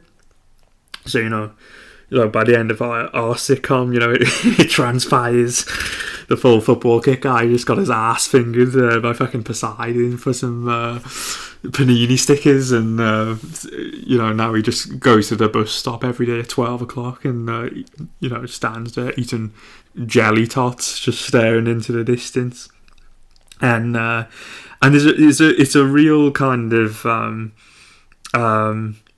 just like a crucial life experience, like to do satire. And I was reading recently about the city Dionysia of ancient Greece, and this is like a theatre festival. So like the whole idea of it is that you just have to roast everybody, and you're kind of like protected by the god Dionysus to just like shit on all the other gods, to talk about, so like roasting the king, to roast the politicians, to roast your neighbor, your family. Like no one's off limits. Even the god fucking Dionysus himself. Like you have to just roast everyone, and this is kind of what we're lacking in society now. You know what I mean? Like, truly, this should be like a mandatory obligation throughout our society that everyone should have to write a satire at some point in their life, because then you, like I said, those kind of like special groups you see now where like they're trying with all this identity politics, and it's like, oh, we can't say this word, oh, you can't say that about this group, you know what I mean? And like, you can, you know what I mean? You reckon you just can? You want to bet? I bet you can. And that's the thing. It's like, this can only exist in a society where like people have not tried to write a satire in their life. So, you know, this is going to be an obligation for the children of this academy. They will have to satirize absolutely everything, you know, because it's a real volatile mix. I think a lot of times a volatile mix of autism and entitlement. To be honest, that's what I've kind of observed. Where they say like, oh, you can't say this word. And also another point is like, you'll never find someone who's intelligent that's pro censorship. It'll never happen. And the other thing that you're kind of ignoring and have to play stupid around all of it is that all censorship goes hand in hand with tyranny all the time, and it's been tried for thousands of years, and every time that's the case. And you also have to, you know, be ignorant of that fact. But you know, now you even just go along with like the, you know, basic intelligence of it. It's like, you're not gonna find a cool, intelligent, funny person. Even, you know, that's the other point. It's like someone says, "Oh, you're not allowed to laugh at that." It's like, okay, you make me laugh more. How about that for a deal? If you can make me laugh more, or even direct me to what I should laugh at over the things you're telling me I'm not allowed to laugh at, then we can go along with it. But what you'll realise pretty fucking quickly is that all of the, you know, the censors are not comedians. Killjoys are not comedians, but they're electing themselves to censor people's language. But I say this is where all of it comes from, a lack of the city Dionysus. I feel this is what we have to bring back in society. So, you know, what better place to start than in the academy of Pabulum, and I say it's a profound thing to kind of be comedic in life, just on a personal level. So you end up discovering how it affects people's perceptions of you for attempting to be funny sometimes, because, you know, you can become underestimated and pigeonholed. And it's happened to me when I got to school. I eventually just ended up being the class clown by the time I got to secondary school. And I mean, I remember because I used to skive all the time, and what me and my to you know, take it back. I remember it started maybe like once a year when I was in maybe like year 4. Me and my brother went to the bus stop. And then like hid around the corner for maybe 20 minutes, and my mum got on her bus. And you know, but in the morning I'd gone into my mum's bedroom and like just opened the window ever so slightly, and you know, we didn't have a key or anything, and we waited to watch my mum go on her bus, and then we basically just went back home, climbed over the back fence, and then like stacked a bunch of like tables and chairs on each other. My brother climbed through her bedroom window that I'd left open, went round the back and would let me into the house, and we'd just play like FIFA all day and, you know, eat cereal. And we just kind of, I've got an addictive personality. What can I say? The style is like one thing, and by the time we got to year 7, and as the beginning of year 7, we made a den by a railway track, and we had like a little safe, and we had like cards and fucking money and dust caps. That was a big thing back then. We used to steal dust caps and sell them. Like, and yeah, so like I ended up missing the start of year 7, and it was already retarded in at the high school because it was like they divided the entire year into 2 groups. So it was A band and B band, and it meant that like you wouldn't see anyone from A band, because if I was in B band, until year 10, when they have a bunch of tests at the end of year 9, and then they put you into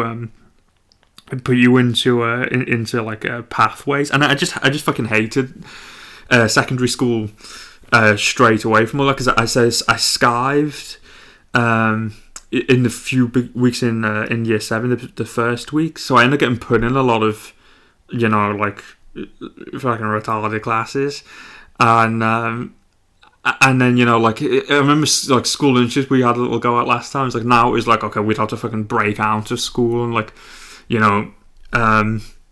like run across a field while a teacher like chased us, and it just started to make me think this is just like prison.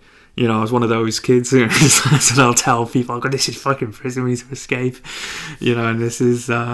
I remember when I started to fail, and I was like, I don't even give a shit. I'm literally just going to school now to be the class clown. Like, I'm just going to try to make my mate laugh, and I had no emotion whatsoever when I'd see I was failing.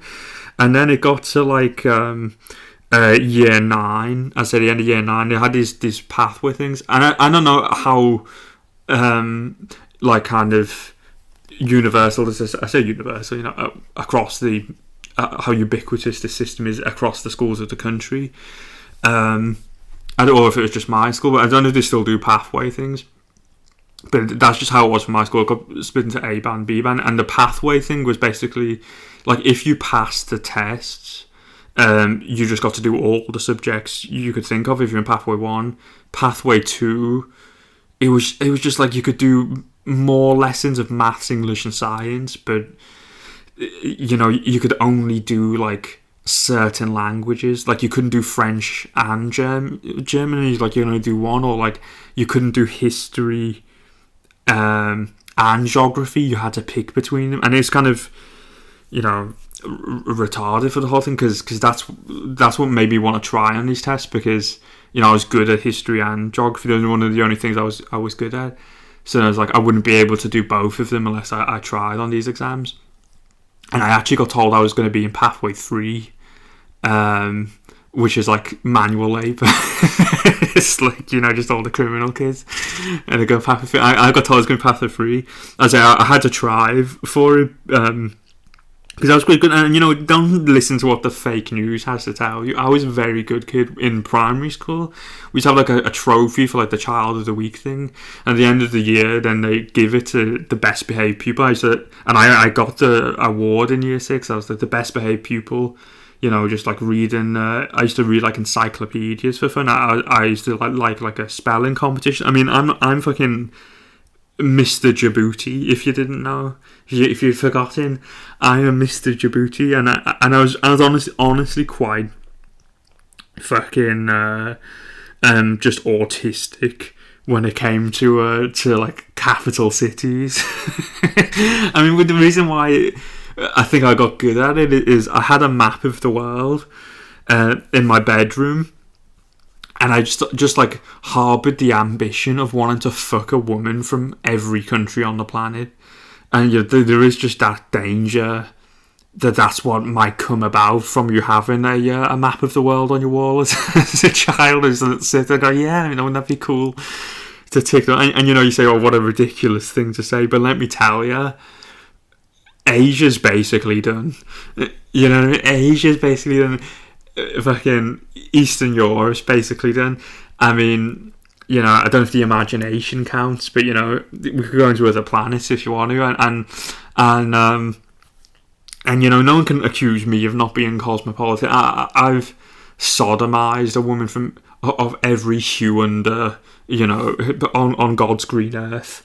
I'm very cosmopolitan. My penis has become fucking Neapolitan with some of them, if you know what I mean, And so I just got really good at this kind of just capital city and flags. I'm really good at it too. If I see a flag, to this day I'm tremendous. Someone says, what's the capital of Somalia? Mogadishu. You know what I mean? It's still just immediately. Bhutan, Thimphu. Luxembourg. You're not gonna fool me with that one. The answer's Luxembourg.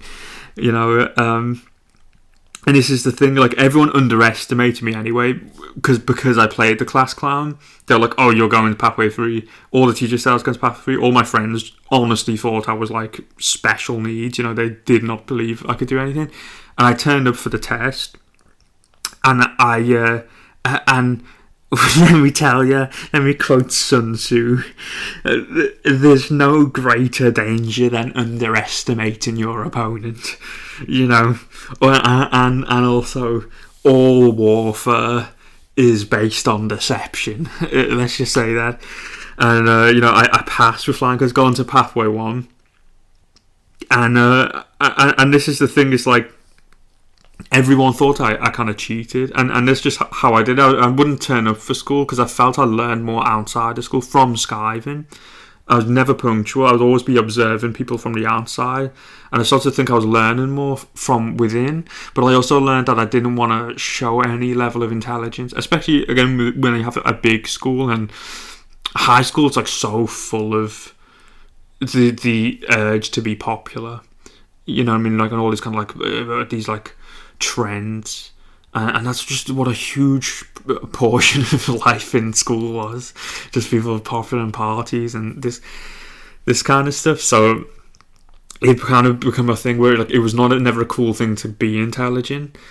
So I was like, I don't want to kind of, I'm happy for someone to kind of characterize me, and it kind of falls into my hands, and I kind of learned how to live with that. But I'll tell you what's so fucked up about me is that I started resented after a while, where I'll think like, I've duped you all into thinking I'm stupid, but actually now I'm pissed off that you actually think I'm stupid, and I'll be offended by it. Whenever it is a real like condition with my own psychology here. I convince someone into thinking I'm one thing, and the second they start to think it, I'm like, yeah, go fuck yourself, you don't know who I am, and I'll start to change myself. But it's just another thing with, like, say, comedy in general and people's perspective of it is like, people make the assumption that if you're comedic, you must be stupid. Like, this is just a thing you find in society, and it's so strange because actually it's the opposite. Again, going back to like the censorship thing, it's like people who aren't funny are not intelligent.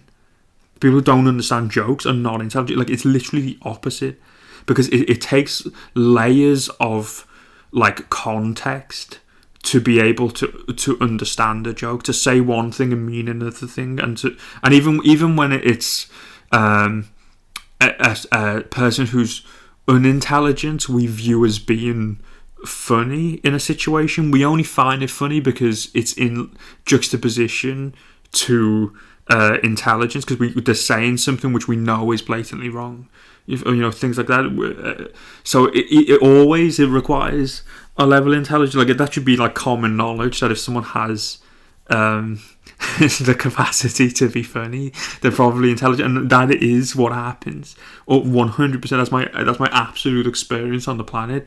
Every funny person I've ever met has had some intelligence, but as I say, they just end up pigeonholing you, and they think you, and it led to so much resentment in my life, where I would be bothered by. So these are kind of lessons we can put on to our students here. A good example of that is I went to a boxing match of a mate of mine, Marcel. Shout out Marcel, and it was his first professional boxing fight, and it was kind of like a school reunion for me. Like, I hadn't seen all of the people there for maybe like 10 years, and we were really tight in school, but I hadn't seen him for maybe 10 years. So I'm just like, just tickling people, you know, telling some feathery anecdotes. Everyone's having a good time, you know, tickling the balls, you know, very straight things, and then, you know, as we're having fun, my mate turns to me and I don't want to say his name, but, you know, my mate turns to me and goes, "Oh, you're like this, Pablo." And I was thinking, "Oh, really? You fucking think that you actually know who I am? Okay, fucking, you know, fire away. Let's see what you got." So he begins by telling me, "Well, you know, I was dealing coke." So I'm thinking, you know, God, that's a good start.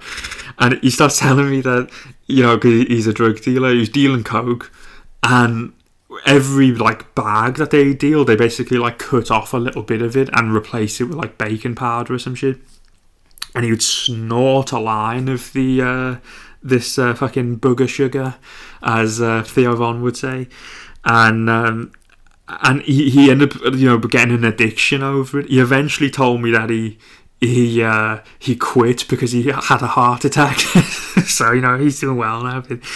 But yeah, he said he ended up getting an addiction just snorting this beak, and he was making just wedge from it. There's so much money. And he would have to kind of like launder it somehow. So he would go to a betting shop, and then kept putting it on like football accumulators.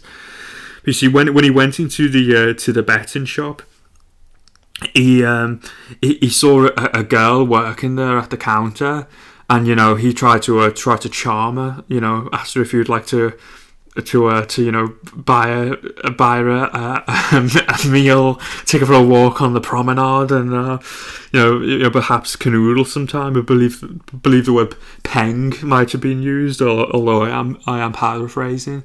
But anyway, she just turned him down immediately. She's like, "Oh, I've got a boyfriend. Does it matter?" So my friend's like, "Yeah, whatever, because fuck, you know, you're not good looking anyway," and just, you know, starts placing his bets, whips out his wad of cash, and suddenly she changes her mind, and, you know, now she starts to change her attitude, starts to, you know, she's quite a materialist, she's allured by his wealth. So then basically she's like, "Oh, well, actually, I'm partial to an affair. I don't really, you know, not that loyal. Now I've seen the money, I'm pretty down for anything, actually." So anyway, my friend tells me that he starts to rattle this gold digging skank, and just every time he goes into the betting shop, he's having an affair with this girl. And then he told me that she left her boyfriend in the end to be with my drug dealing mate, and when she did this, he was just immediately like, "Nah, are you fucking mad? You think I'm gonna want to be in a relationship with a girl that's just fucking cheated on a fella and is just clearly a gold digging hoe?" Like, you know what I mean? He's not a Thunderbird. You know, he made that clear. He wanted no strings attached in this fucking dynamic. It was just you know, some frivolous canoodling. So, you know, he just rejected her outright. She should have been aware of what the whole situation was. My friend, you know, nothing that came from it. But then he told me that then he picked up a newspaper, and the boyfriend that the gold digging hoe left to be with him killed himself.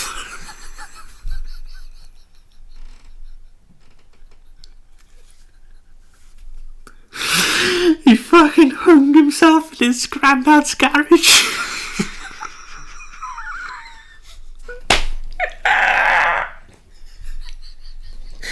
He was only 21.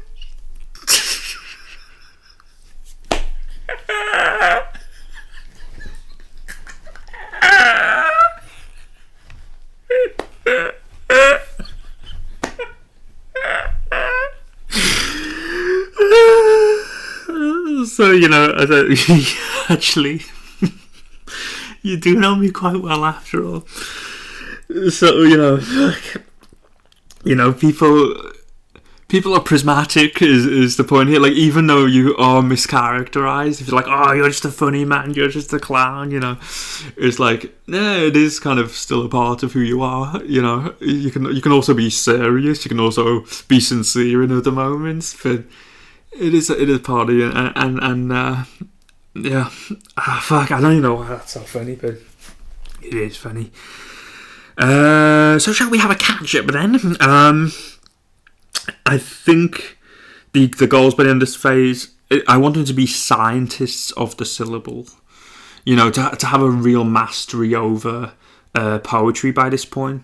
You know, in their primary crafts, and you know, they should be producing works of art each year now, and even if it's ultimately going to be juvenilia, like I wanted to have them in the routine of like, I'm going to put something out as frequently as possible, have an idea, a vision for the work they want to produce, and you know, they should start to innovate, not just imitate in the arts. The imitation they kind of have at their core now to be able to have an understanding of like a canon, but by this point it's like you should be able to also innovate on top of that.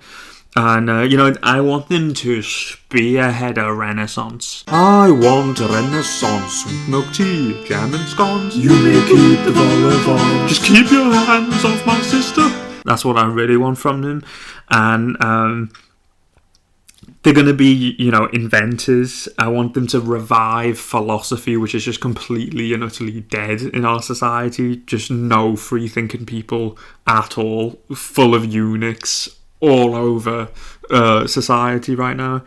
It's pretty dystopian, so we got to change that. Yeah, I want us to be grandmasters in chess, and just, you know, be aware of life in the world, be social chameleons. And, you know, that's kind of, you know, so what a large part of the work experience the full also come down to. You know, have a foot in all of those things, be able to socialise more, because I say that is one of the concerns when you're playing like somewhat of an experiment with all of this. And you're like, okay, it's kind of homeschooling, and that's kind of the thing that everyone always talks about. They're like, oh, you gotta make sure they're like socialised. It's like, okay, we'll take every step possible in this phase of their education to kind of integrate them into those. Into like other pockets of society to make sure that that's not really a problem, and ultimately by the end of it, I wanted to have the capacity to like enter any other field, any other sector of work within life, should they want to do that. You know what I mean? Because although this is a craft school and they can have this as like their kind of bread and butter, this is like at the core of who they are. They'll always be guaranteed kind of an income through the system. It's like, if should they want to do something else, like they go, oh, actually, I'd like to get into science more. I'd like to do, like, I still think, I don't think it's a case of either or. And a lot of people kind of bring a dichotomy of like, oh, you got to either have this or you got to have that. I think we can have both. Honestly, I think what it ultimately comes down to is we live in a society right now that just severely lacks ambition. Welcome to the art collection, a renaissance to revive my erection. So choose your muse for resurrection. A lick of paint is on my taint. It's dinner time for the world.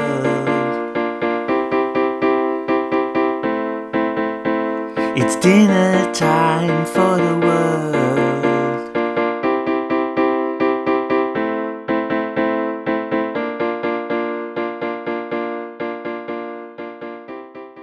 Another new segment, I hear you ask? Well, you know, I'd consider it a belated Christmas gift. And as I've said before, I've always dabbled in the written arts. You know, I have an aptitude for that. I'm quite a wordsmith.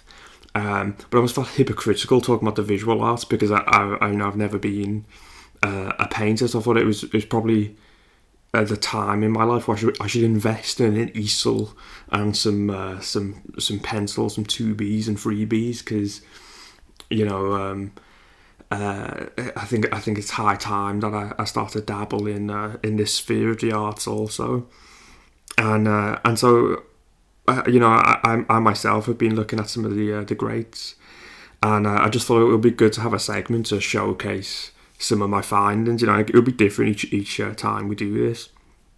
Sometimes I might just focus on a topic, sometimes a particular technique or school, sometimes just the individual artists themselves, and maybe even focus on sculpture or architecture in some episodes. And I was thinking, although I don't want to jump the gun, as I may have done with the whole music segment, but I would like for this to be a segment where I can showcase your own talents. If you're an artist out there, do send in your artworks, because this will be the time. Once I manage to accumulate enough of them, then I'd love to show your work to the world. So there's a segment for that. And if that doesn't happen, maybe I'll just showcase my own doodlings. 5 years from now, maybe you'll see a crayon drawing of a zebra taking a shit on Napoleon. But I don't know if I've said this before, but I would like to spearhead a renaissance. I want a renaissance. You say I'm peeved, I'm quite incensed. Eating bread with nonchalance. Give me dough or just my fistula. I'm sure I can't be the only one with this stream. Others out there must share it too. Anyway, I've been reading the diaries of Leonardo da Vinci lately. As I said before, it's wise to learn from the masters, and Da Vinci was certainly this. I'm particularly interested in the realism he managed to achieve through his studies of nature, light, anatomy, because I'm beginning to see painting like a game of The Sims. The more elements of nature you observe and meticulously study, the more feathers you add to your artistic bow, the more landscapes you can produce, the wider variety of avatars you can have inhabit these worlds you create on the canvas. We wield a godly amount of power if we devote ourselves to studying the works of God, as then we are under the tutelage of the greatest master of all. And Leonardo da Vinci himself felt this way too. Let's take human hands, for example. Hands have been of interest to artists from the very outset of human expression, but I've been interested to discover that hands were difficult to paint even to some of the great artists of the past. They're often not in proportion and seem to lack solidity. And it wasn't until an interest was taken in anatomy that you start to see a real solidity and realism take shape in painting. So basically, the more information our brains receive, the more we learn about the world, the better equipped we are as artists to depict things as the way they are, or the ways we want them to appear to be. Let's take a look at the Mona Lisa. The Mona Lisa is undoubtedly a masterpiece, but many people are unaware of just why it is such a spectacular portrait. Not only for its time, but how it has managed to endure for so many centuries and continues to bedazzle and inspire viewers in our own day. The pose is irregular. The posture is relaxed, as opposed to being stiff and upright as aristocratic portraits would have usually been painted. And she's painted in a 3/4 length pose, which seems like an insignificant feature to modernise, but portraits tended to show the entire length of the body in ages prior, so it was quite the deviation. Another shift from what had become the norm in the world of portrait painting was that she is depicted looking content and assured, whilst also looking directly at the viewer. This was seen as haram in Leo's day, and you can be sure she may have received a jolly good spanking for daring to be such a temptress. The landscape behind Mona Lisa was purely painted from Da Vinci's imagination. Rather than having each element be depicted with clarity and focus like most paintings of the time, it appears to be blurred, and becomes even more blurred the further away the landscape moves from Mona Lisa herself. This is something called aerial perspective. But that doesn't mean that no care was taken to what existed in this out of focus backdrop. There are icy mountains, rolling valleys, rivers. Everything is connected and purposeful. If you look to the right, you'll see a bridge that almost connects to a left shoulder. Some people speculate that what's being symbolised by that is the connection of humanity with nature. And also, if you look to the other side of it, there's a twisting path. And I would speculate that the intention of this is to play a role in a visual trick Leonardo wanted to conjure for this painting. That is for our brains and eyes to assume movement and thus perceive it. As when you look at the landscape, you'll notice that nothing is straight, motionless, or static. Everything has been attended to by Da Vinci's brush to depict motion. The waters are rippling, the trees are blowing, and even if we go back to the pose of Mona Lisa herself, her hands are positioned in such a way that we anticipate movement, as though she herself is just a candid snapshot. Another visual trick employed to connote movement is to do with the alignment of the horizon. You see, Da Vinci was aware that our brains would struggle to reconcile the reality of the horizon either side of her being uneven, and so would view her shoulders at a slant. In reality, her shoulders are not at a slant, they're level, but this just adds to the illusion of movement within the frame. Leonardo was also a pioneer of other techniques like the sfumato. This is a blending technique used to soften the transition between colours to ensure there's no sharp and natural lines. And also the chiaroscuro technique, contrasting light and dark to give an illusion of three-dimensional forms. This would become a dominant feature of Caravaggio's work in the future, and also Purple-Aki. He's a big fan of chiaroscuro, old Purple-Aki, lurking in the shadows there. And on shadows, actually, Leonardo da Vinci wrote, "The beginnings and ends of shadow lie between the light and darkness and may be infinitely diminished and infinitely increased. Shadow is the means by which bodies display their form. The forms of bodies could not be understood in detail but for shadow." Which made me start to view painting and the world far differently than what I had done previously when I read this. And it also evoked a philosophical question. Where does your body end and begin? It is much harder than you'd think to name the shape you are or prove your foot isn't the table. Perhaps you may well conclude that both things are ultimately the same stardust.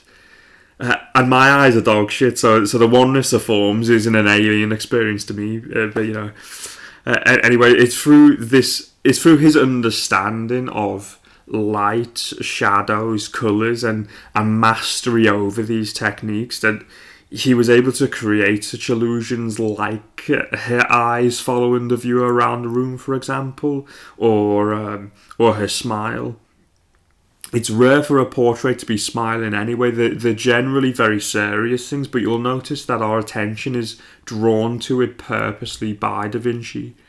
Not only are any flamboyant distractions like jewellery entirely absent, he uses the classic pyramid-shaped composition that was introduced in his own time, directing our gaze straight to her face.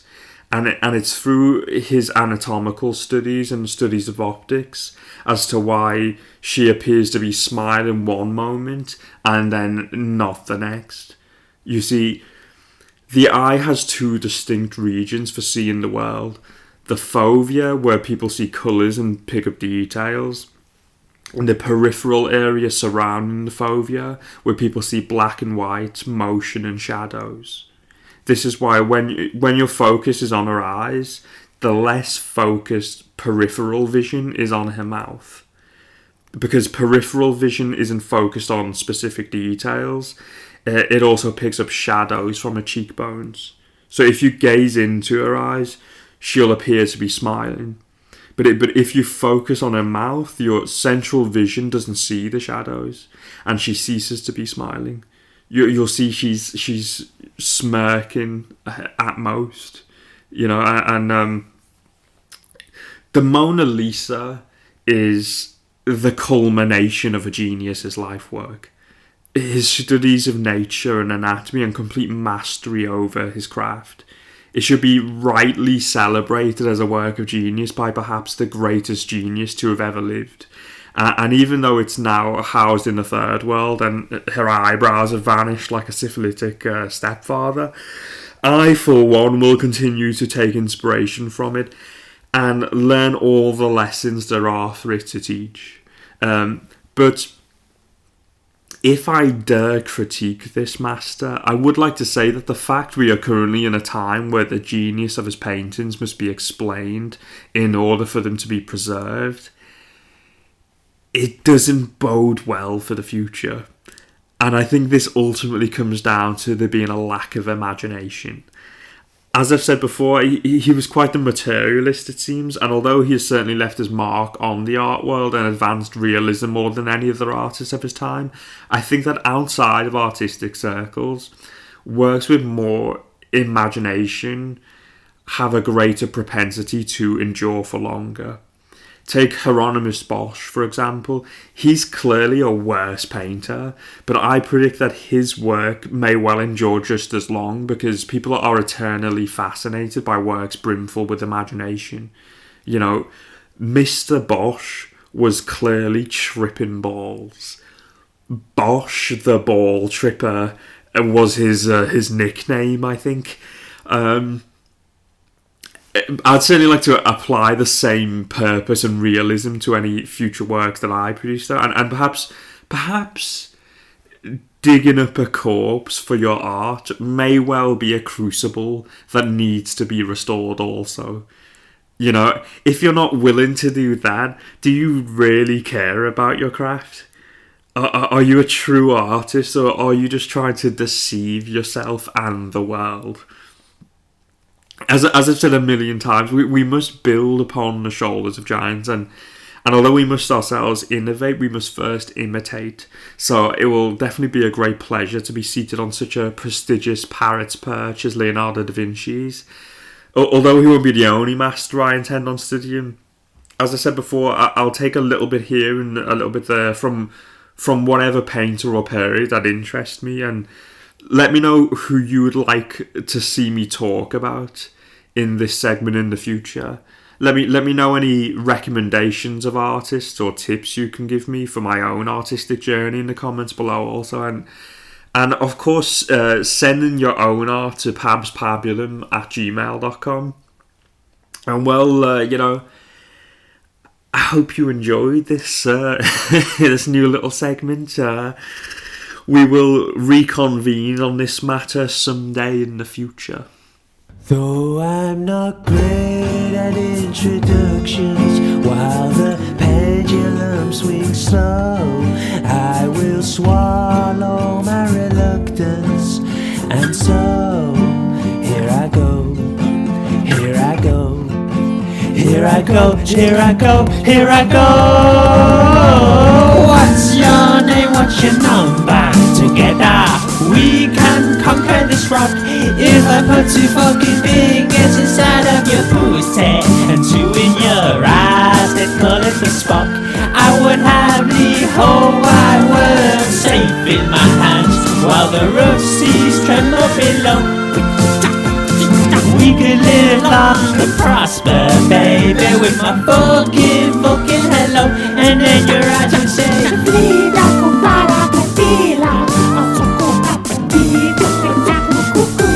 I hope it was a greater pleasure knowing me as it will be knowing you.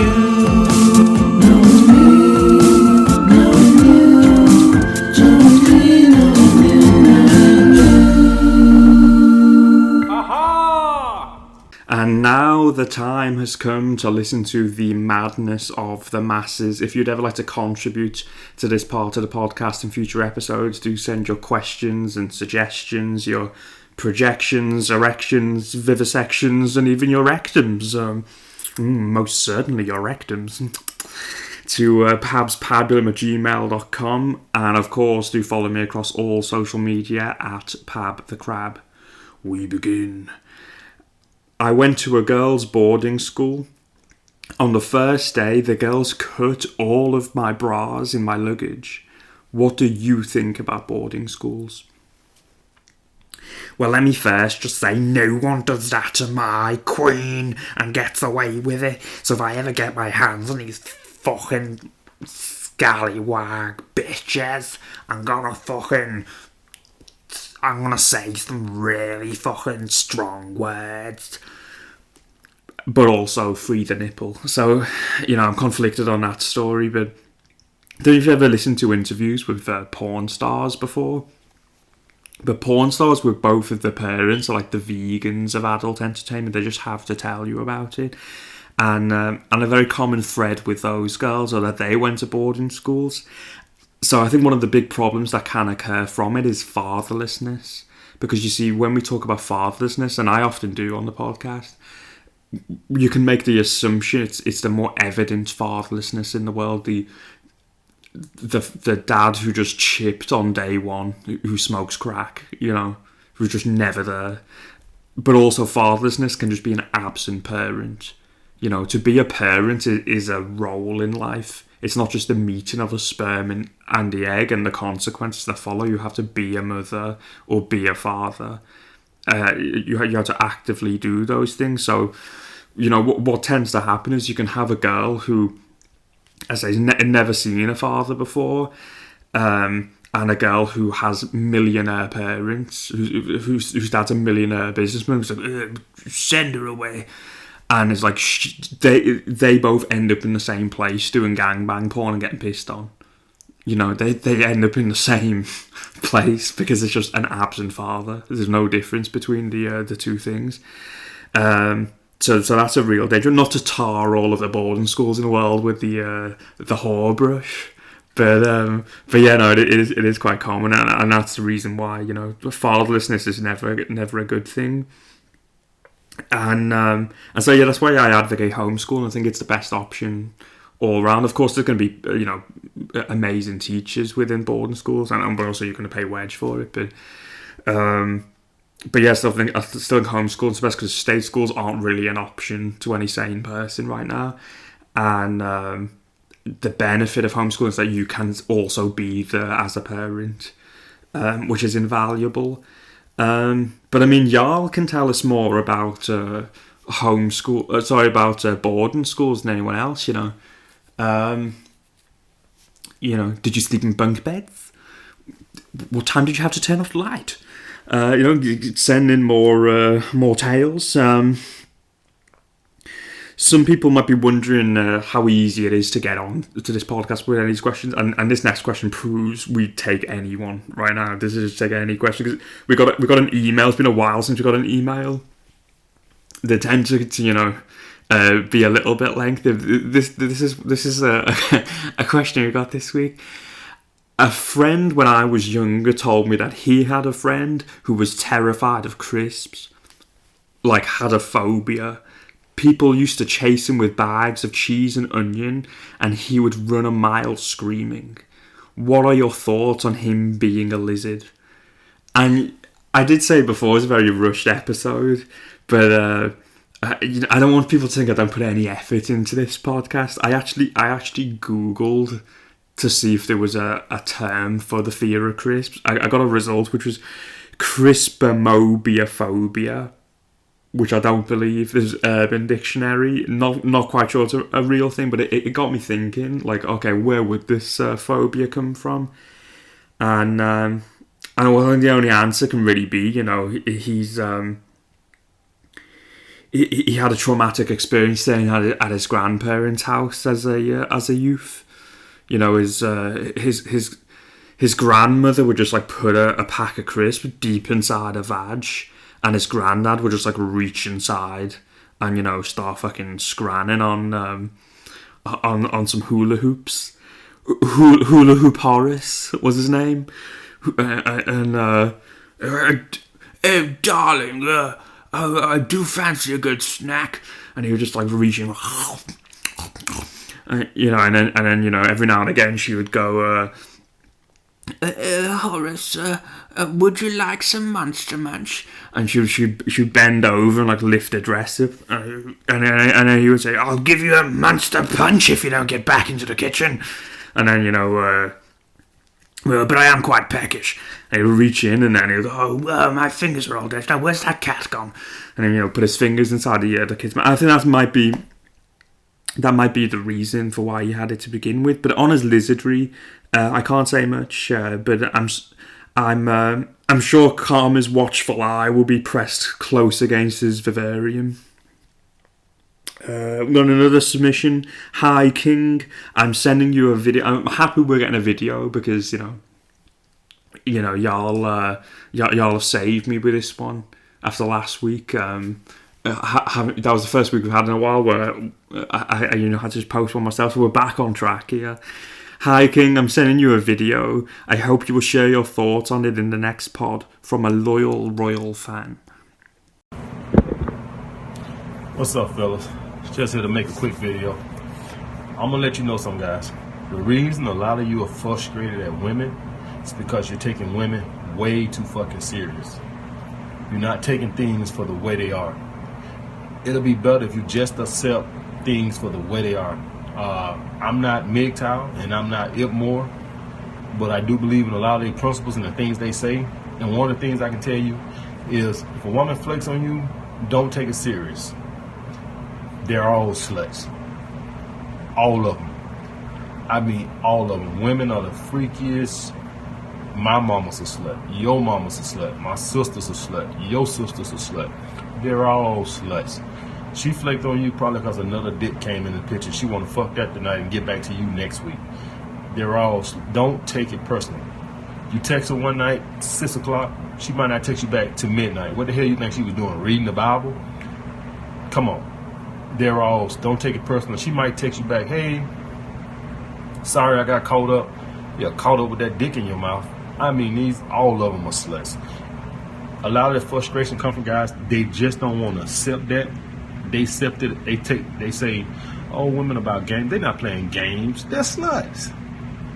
Fucking 5, 6 guys. Whatever your body count is, as far as sexual partners, theirs is probably double or triple. They're all sluts.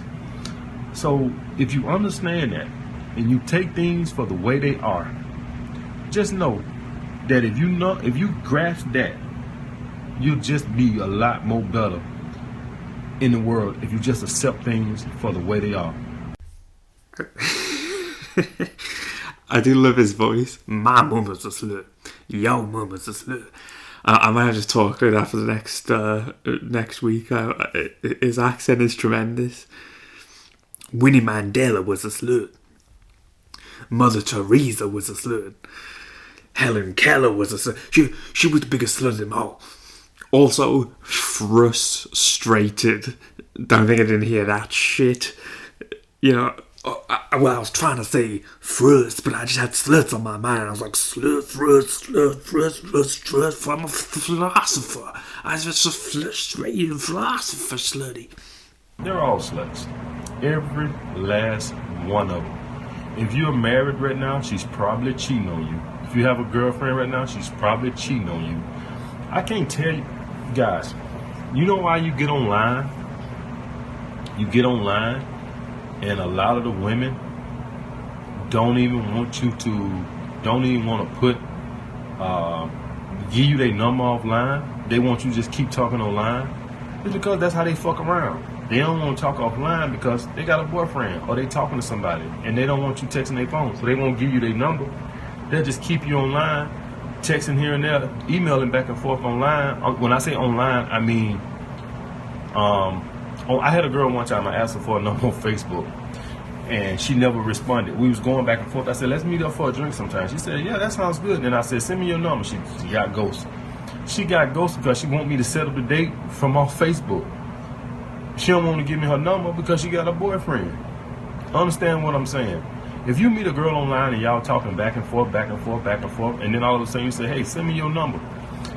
The reason why she got ghosted on you when you asked her for a number, she wants to run the relationship online. So you should have just said, hey, meet me here at such and such online. She don't want to give you her number because she's a slut. They're all sluts. All of them. You see, this is the thing, though, is that he actually has a point. He has a point because the women he's interacting with probably are a little bit slutty, but it doesn't really mean that means, you know, that's the nature of all women. You know, I mean, he kind of said it himself. You know, he's he's like DMing girls on Facebook. It's like, yeah, if they're willing to like fire back. I'm just thinking now, you know, I will probably do a relationship advice segment on the podcast and save the world with relationship advice. But if they're gonna send back messages and like you're gonna, you know, they're willing to canoodle over fucking Facebook messages, like, yeah, obviously she's gonna be a hoe. You know what I mean? It's like, so, but he's kind of right then. In his world, that's all he sees because, you know, he's interacting with nothing but hoes. so you know, you can't really judge a man. He's not wrong in his world, at least. You know, the moral of the story here is hoes abound, but also just have higher standards. You know what I mean? I don't know why it's such a normal thing in my generation. We go, oh, you know, DMs, slide into DMs. It's like, you're not going to meet marriage material through fucking DMs. You know? Go out into the real world.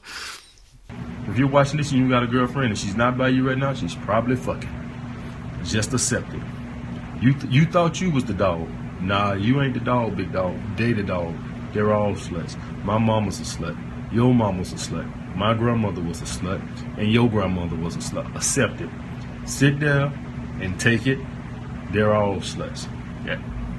So, like I said, like, share this video. I'm trying to get this video big. I'm trying to get the word out. Like I said, I'm not MGTOW. I'm just simply trying to help guys understand the nature of females, to understand that you think you freaking, they're super freaking. You think you're freaky, they're super freaky. Super freaky grandmother with a super freaky labia traipsing along the floor. How many times you think she's rubbed cum on those wrinkles? She's done it every single day. Her grey pubes be super califragilisticexpialidocious.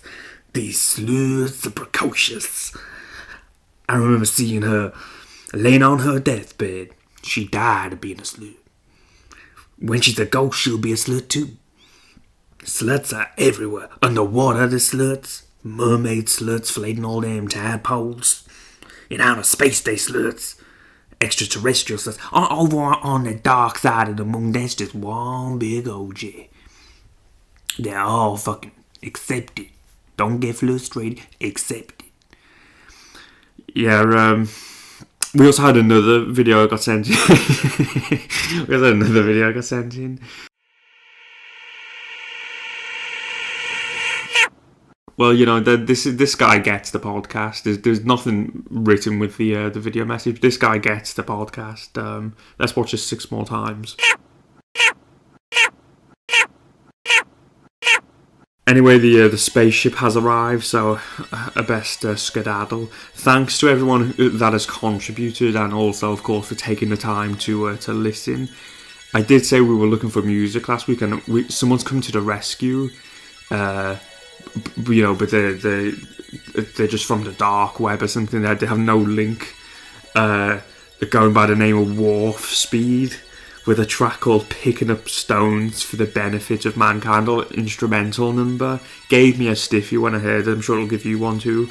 Make your nipples nice and erect. But you know, do keep sending your music in to pabspablo@gmail.com. Of course, follow me across all social media at Pab the Crab. Like, share, subscribe, yank the bell end so don't miss what treats lay in store next episode. I say, you know, next week's going to be the last episode of the education one, so you're going to want to see, you're going to want to witness the graduation. So make sure you yank that bell in, and you know, we are the algorithm. Buy a fucking book. educate yourself, and know that the time for peace is upon us.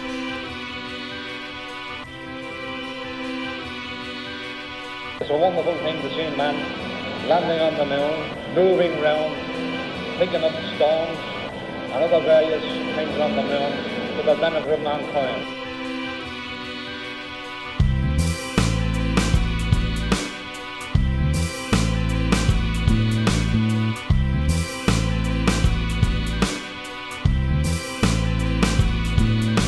The benefit of mankind.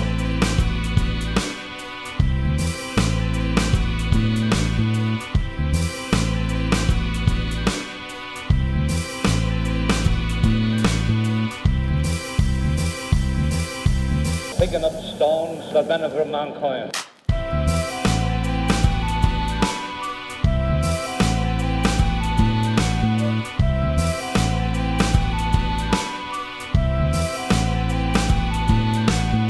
The universe grows smaller every day, and the threat of aggression by any group, anywhere, can no longer be tolerated. For the benefit of mankind. There must be security for all, or no one is secure. Now, this does not mean giving up any freedom, except the freedom to act irresponsibly. We have an organization for the mutual protection of all planets and for the complete elimination of aggression. We live in peace, without arms or armies, secure in the knowledge that we are free from aggression and war, free to pursue more profitable enterprises. Now, we do not pretend to have achieved perfection, but we do have a system, and it works.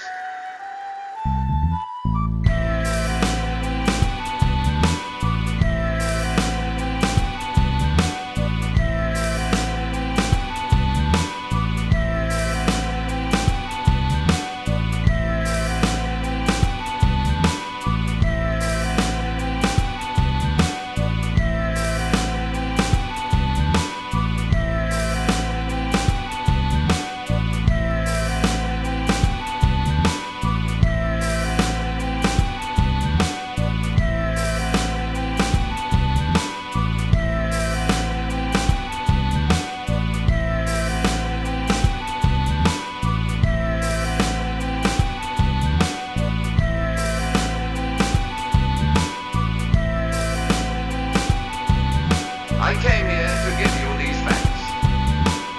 It is no concern of ours how you run your own planet.